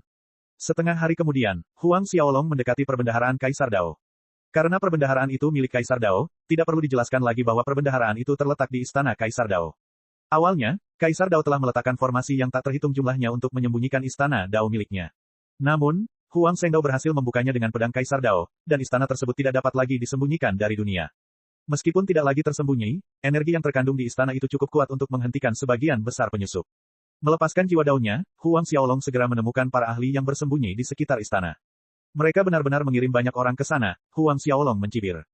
Meskipun World of Departed Souls sudah lama menghilang, jumlah ahli yang dikirim oleh kelima faksi terus meningkat dari tahun ke tahun. Menurut penyelidikan naga tua di masa lalu, ada 50.000 ahli yang ditempatkan di sekitar istana Kaisar Dao. Sekarang jumlahnya ada 100.000. Jumlah pakar bertambah 2 kali lipat. Dari 100.000 yang hadir, ada lebih dari 30 makhluk unggul yang telah memahami ke-13 elemen hingga tingkat sempurna. Masing-masing dari mereka dapat menggunakan energi kosmos agung, dan mereka memiliki tidak kurang dari 100 juta unit masing-masing. Orang terkuat di sana telah mengumpulkan 1,2 miliar unit energi kosmos agung. Dia adalah seseorang yang dikirim oleh True Dragon Celestial Empire, dan garis darah Huang Long di tubuhnya sangat padat. Huang Xiaolong sedikit terkejut. Dia tidak menyangka akan ada ahli sekuat itu di True Dragon Celestial Empire. Dengan kekuatannya, dia bisa dikatakan berada di puncak Dao Venerable Realm. Dengan kekuatannya, dia lebih kuat dari Huang Dinghai, Kaisar Surgawi dari True Dragon Celestial Empire. Orang harus tahu bahwa Huang Dinghai hanya mengumpulkan sedikit lebih dari 1,1 miliar unit energi kosmos agung. Perbedaan antara keduanya seperti perbedaan antara langit dan bumi. Sepertinya Kekaisaran Langit Naga sejati bertekad untuk menangkap pelakunya. Mereka benar-benar mengirim begitu banyak orang ke Istana Dao. Meski begitu, Huang Xiaolong tidak terburu-buru untuk mengambil tindakan. Karena kelima kekuatan berencana untuk menangkapnya ketika dia membuka segel terakhir, dia akan memastikan tidak ada satupun dari mereka yang tersisa hidup. Saat tubuhnya mulai melesat di angkasa, ia mulai membentuk formasi naga bawaan di sekitar istana. Selanjutnya, ia melemparkan formasi kuat yang tak terhitung jumlahnya di sekitar istana. Setelah memasang lebih dari selusin formasi, ia mulai menarik perhatian ahli dari kerajaan surgawi naga sejati. Siapa di sana? Sebuah suara menggelegar di udara, dan ruang di sekitarnya mulai retak. Seolah-olah dewa pencipta telah turun. Teriakannya membuat anggota 5 negara adidaya waspada, dan Huang Xiaolong akhirnya muncul di hadapan mereka. Dia memegang Huang Long Twin Blades di tangannya, dan tibalah waktunya baginya untuk berburu. Huang Xiaolong. Kemunculannya menimbulkan kehebohan baru, karena upacara perkenalannya dengan Blazing Dragon terlalu meriah, terlalu banyak orang yang mengenalinya. Ahli dari True Dragon Celestial Empire muncul dari kehampaan, dan dia menatap Huang Xiaolong. Ternyata, dia adalah putra pencipta dunia naga api. Mengapa Yang Mulia datang jauh-jauh ke sini? Para ahli dari 5 faksi mulai menampakkan diri. Mereka mengepung Huang Xiaolong, dan tidak ada cara baginya untuk melarikan diri. Dengan 100.000 orang di sana, aura yang mereka lepaskan dapat menakuti seorang dao biasa hingga mati. Huang Xiaolong mengabaikan pertanyaan itu sepenuhnya sambil melanjutkan, siapa yang mengira bahwa kekaisaran surgawi naga sejati akan memiliki seorang ahli setingkatmu? Bagaimanapun, kalian semua akan meninggalkan hidup kalian di sini hari ini. Ahli dari True Dragon Celestial Empire menyipitkan mata ke arah Huang Xiaolong sebelum berbalik menatap ruang di sekitar mereka. Kau meletakkan formasi untuk menutup ruang ini. Jejak keraguan terbentuk di hatinya. Mengapa dia tidak menyadari apapun? Kerutan terbentuk di wajah seorang ahli dari kekaisaran langit kegelapan yang berlebihan. Huang Xiaolong, menurutmu siapa dirimu? Apakah kau benar-benar mengira dirimu adalah dewa penciptaan? Kekuatannya sedikit lebih lemah daripada ahli dari True Dragon Celestial Empire. Dia adalah seorang kultivator dengan lebih dari 1,1 miliar unit energi kosmos agung. Huang Xiaolong melirik orang yang berbicara. Kau lebih kuat dari kaisar surgawi kebahagiaan ekstrim, tetapi bahkan tanpa memasuki alam dewa penciptaan, aku masih bisa membunuhmu. Kau tidak lebih dari seekor semut di mataku. Semua orang saling menatap dengan kaget. Kau, itu kau, ahli dari True Dragon Celestial Empire itu meraung. Dia mengunci Huang Xiaolong dan melepaskan auranya sepenuhnya. Kekuatan seseorang yang akan menerobos alam dewa penciptaan terungkap, dan langit mulai bergetar. Formasi yang diletakkan oleh Huang Xiaolong melepaskan sinar cahaya yang tak terhitung jumlahnya, dan mereka bergetar sedikit. Huang Xiaolong mengabaikan niat membunuh yang terpancar dari pria itu, dan dia terkekeh, benar sekali. Aku membunuh para ahli dari faksi kalian di dunia jiwa yang telah meninggal. Pedang Kaisar Dao tiba-tiba muncul dan berputar di sekitar Huang Xiaolong. Pedang Kaisar Dao, wajah orang-orang yang hadir berubah. Lakukan itu. Leluhur tua itu berkata bahwa dia ingin dia hidup. Para ahli dari 5 negara adik kuasa langsung menyerang. Langit hancur dan bumi runtuh. Seolah-olah dunia akan kiamat saat mereka melancarkan serangan terhadap Huang Xiaolong. Bahkan Grand Dao harus memberi jalan bagi serangan gabungan dari 100.000 ahli di level mereka. Ketika ahli dari True Dragon Celestial Empire melancarkan serangannya, kekuatan reinkarnasi tampak melemah. Hidup dan mati tampak berada di bawah kendalinya sepenuhnya. Dengan kekuatan gabungan mereka, bahkan Huang Dinghai dan Dicantian akan hancur berkeping-keping. Selain para ahli alam dewa penciptaan, tidak ada seorang pun yang mampu menahan ledakan itu. Tepat sebelum serangan mereka menghantam Huang Xiaolong, dia akhirnya bereaksi. Dia tidak lagi menyembunyikan kekuatannya, dan energi kosmos yang agung memenuhi ruang di sekitarnya. 100 juta, 200 juta, akhirnya, mencapai angka 1,2 miliar unit yang mengejutkan. Para ahli dari 5 golongan terkejut ketika mereka merasakan kekuatan seperti itu. Ketika mereka semua berpikir bahwa kekuatan itu akhirnya akan berhenti meningkat, seberkas cahaya muncul dari tubuh Huang Xiaolong. 1,3 miliar. Begitu mereka merasakan tambahan terakhir, ahli dari kekaisaran surgawi naga sejati tersentak kaget. Dewa Pencipta, bab 3439, kemarahan Huang Zheng. Dia bukan satu-satunya yang terkejut. Raut wajah para ahli lainnya langsung berubah. Tidak mungkin. Bagaimana dia bisa menjadi Dewa Pencipta? Aura yang dilepaskan Huang Xiaolong terus meningkat. Jumlah energi kosmos agung segera menembus angka 1,4 miliar. 1,5, 1,6, 1,7, tidak berhenti di situ. Ketika melampaui angka 2 miliar, tidak menunjukkan tanda-tanda melambat. Akhirnya, hal itu berhenti ketika ia melepaskan 2,6 miliar unit energi kosmos agung. Ledakan. Kekuatan Huang Xiaolong sebanding dengan gunung berapi tingkat alam semesta yang meletus tiba-tiba. Gunung itu memiliki kekuatan untuk membalikkan alam semesta, dan serangan yang mendekatinya hancur berkeping-keping. Sebuah pikiran tunggal melintas di benak para ahli dari 5 negara adidaya. Dia tak terkalahkan. Di bawah alam dewa penciptaan, Huang Xiaolong merupakan eksistensi yang tak terkalahkan. Mereka terlempar karena benturan yang tiba-tiba, dan saat mendarat, mereka memuntahkan darah. Mereka yang sedikit lebih lemah menjadi lumpuh total. Teriakan menyedihkan memenuhi langit. Kau bukan dewa pencipta. Bagaimana kau bisa memiliki 2,6 miliar unit energi kosmos agung? Ahli dari True Dragon Celestial Empire menatap Huang Xiaolong dengan tatapan tak percaya. Seseorang hanya bisa melewati angka 1,3 miliar setelah memasuki alam dewa penciptaan. Namun, Huang Xiaolong memiliki angka 2 kali lipat. Tuan Huang Jia, Huang Xiaolong tampaknya memiliki 3 dunia kecil. Seorang ahli dari kekaisaran surgawi naga sejati menunjukkan. Kepemilikannya atas 3 dunia kecil bukan lagi rahasia. Itulah juga alasan mengapa ia dipuji sebagai pakar paling berbakat di alam semesta. Ekspresi orang lain menjadi suram. Jika Huang Xiaolong mencapai batas ketiga dunia, dia akan memiliki 3,9 miliar unit energi kosmos agung sebelum dia melangkah ke alam dewa penciptaan. Angka yang tak masuk akal itu membuat hati mereka menjadi dingin. Perlu diketahui bahwa para ahli alam dewa penciptaan hanya akan memiliki 1,3 miliar unit energi kosmos agung setelah mereka menerobos. Dengan kekuatan Huang Xiaolong, dia akan sebanding dengan dewa penciptaan tingkat kesempurnaan. Cepat lari, hubungi leluhur tua itu. Huang Jia, ahli dari True Dragon Celestial Empire, meraung. Tubuhnya bergetar sekali, dan dia berubah menjadi wujud aslinya. Cakarnya meraih formasi yang menjebak mereka dalam upaya untuk mencabik-cabiknya. Jika Huang Xiaolong hanya memiliki 1,3 miliar unit energi kosmos agung, dia pasti akan mencobanya. Namun, keinginan untuk melawan menghilang begitu Huang Xiaolong menunjukkan kekuatannya. Lagi pula, bahkan para ahli alam dewa penciptaan pun tidak akan sebanding dengannya, apalagi mereka yang hadir di sini. Melihat kultivator terkuat yang hadir berencana untuk lari, semua orang mulai menyerang formasi di sekitar mereka. Senyum sinis tersungging di bibir Huang Xiaolong. Karena dia memilih untuk menunjukkan kekuatannya dan fakta bahwa dia telah membunuh Huang Zhengdao dan yang lainnya, tidak mungkin dia akan membiarkan mereka melarikan diri. Pedang kembar di tangannya mulai menari-nari saat cahaya pedang memenuhi ruang yang terkandung dalam formasi tersebut. Pedang Kaisar Dao juga berubah menjadi seekor naga raksasa yang berenang di udara di sekelilingnya. Darah memenuhi langit, dalam waktu kurang dari 2 jam, yang tersisa hanyalah Huang Jia dan 4 ahli lain dari Kekaisaran Surgawi Naga Sejati. Huang Xiaolong tidak membunuh mereka karena suatu alasan. Karena Huang Zheng berencana untuk melahap Huang Long demi garis keturunan dan energi esensinya untuk memperkuat dirinya, Huang Xiaolong dapat melahap garis keturunan anggota Kekaisaran Surgawi Naga Sejati untuk memasuki alam dewa penciptaan. Bagaimanapun, garis keturunan mereka berasal dari sumber yang sama. Dia mungkin tidak bisa maju banyak jika dia melahap garis keturunan ahli lainnya, tapi lain ceritanya karena mereka semua memiliki garis keturunan Huang Long. Tak perlu dikatakan lagi bahwa melahap para ahli dengan level tertentu akan berguna. Hanya para ahli yang telah melewati batas 1,0 miliar unit yang akan efektif. Huang Xiaolong, aku bukan Huang Zhengdao. Jika sesuatu terjadi padaku, leluhur tua itu pasti akan muncul untuk menyelidiki masalah ini secara pribadi. Huang Jia meraung. Dia pasti akan menemukan bahwa kaulah dalam semua ini.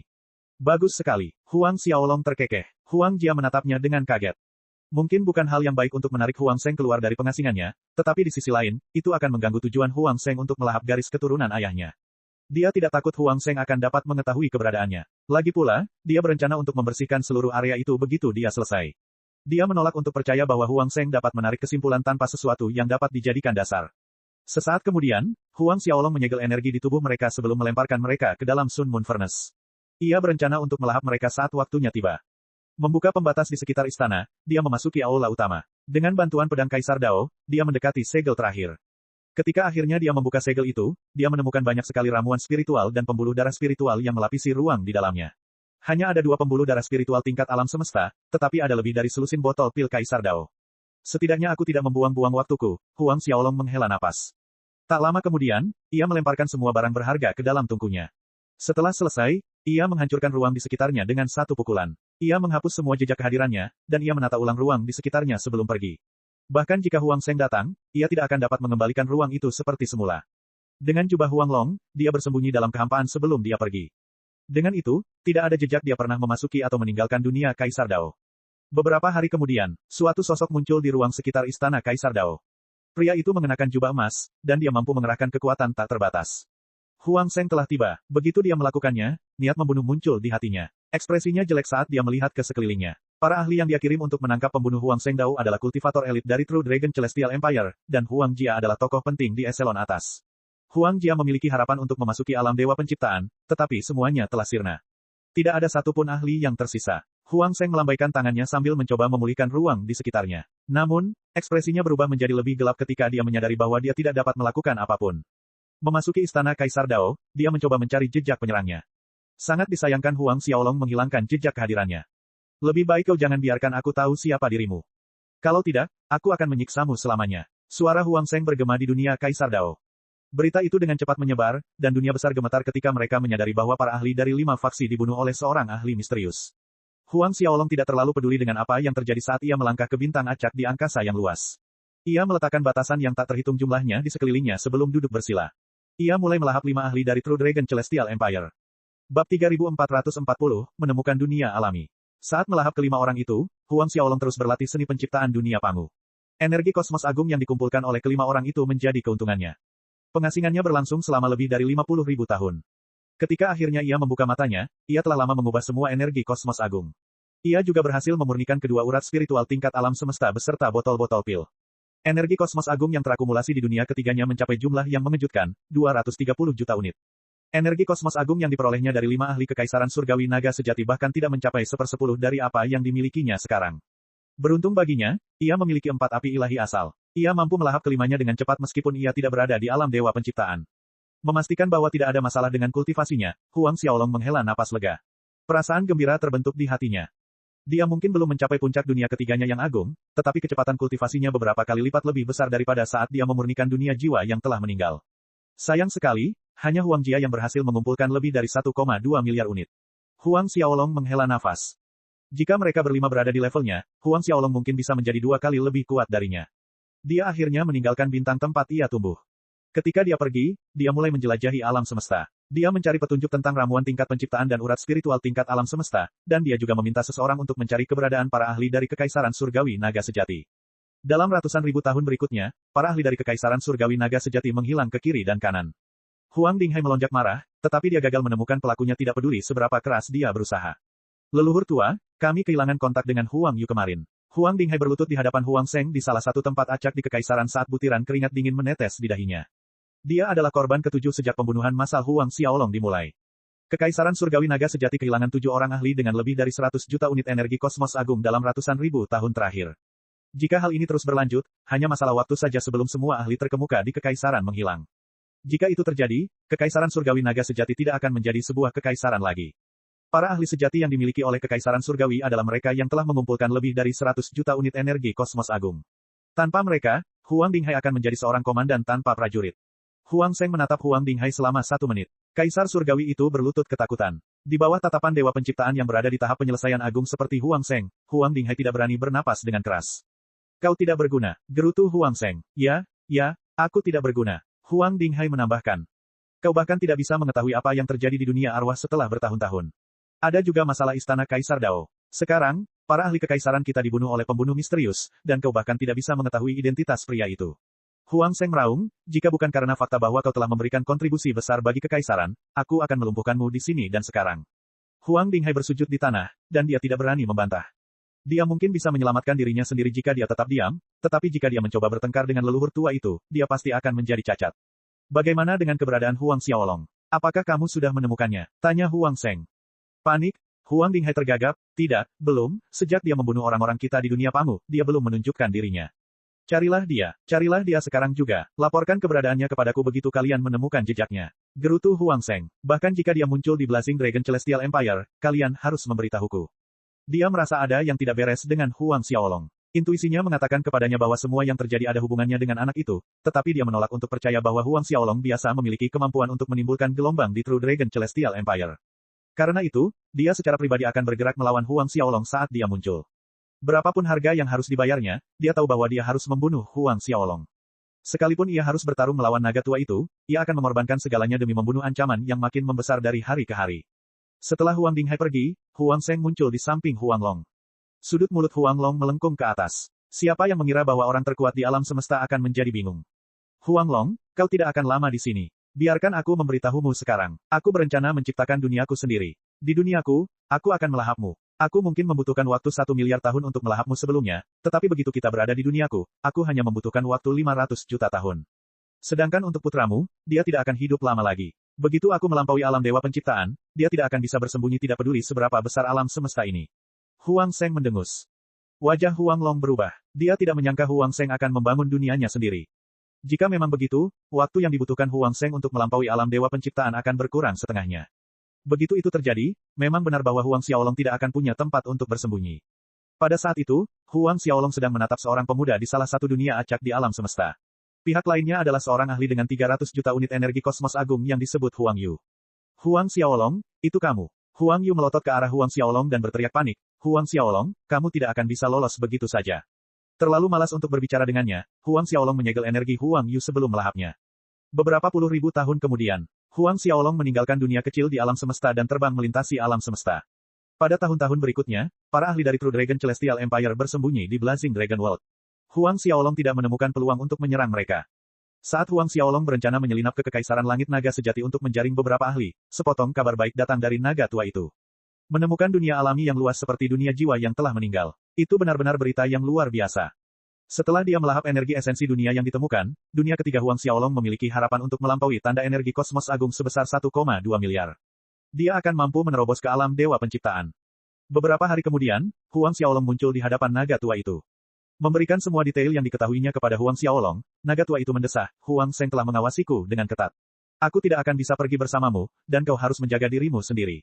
Dunia yang baru ditemukan itu terletak di jantung pusaran alam semesta, dan itu adalah tempat yang berbahaya. Naga tua itu mengingatkannya.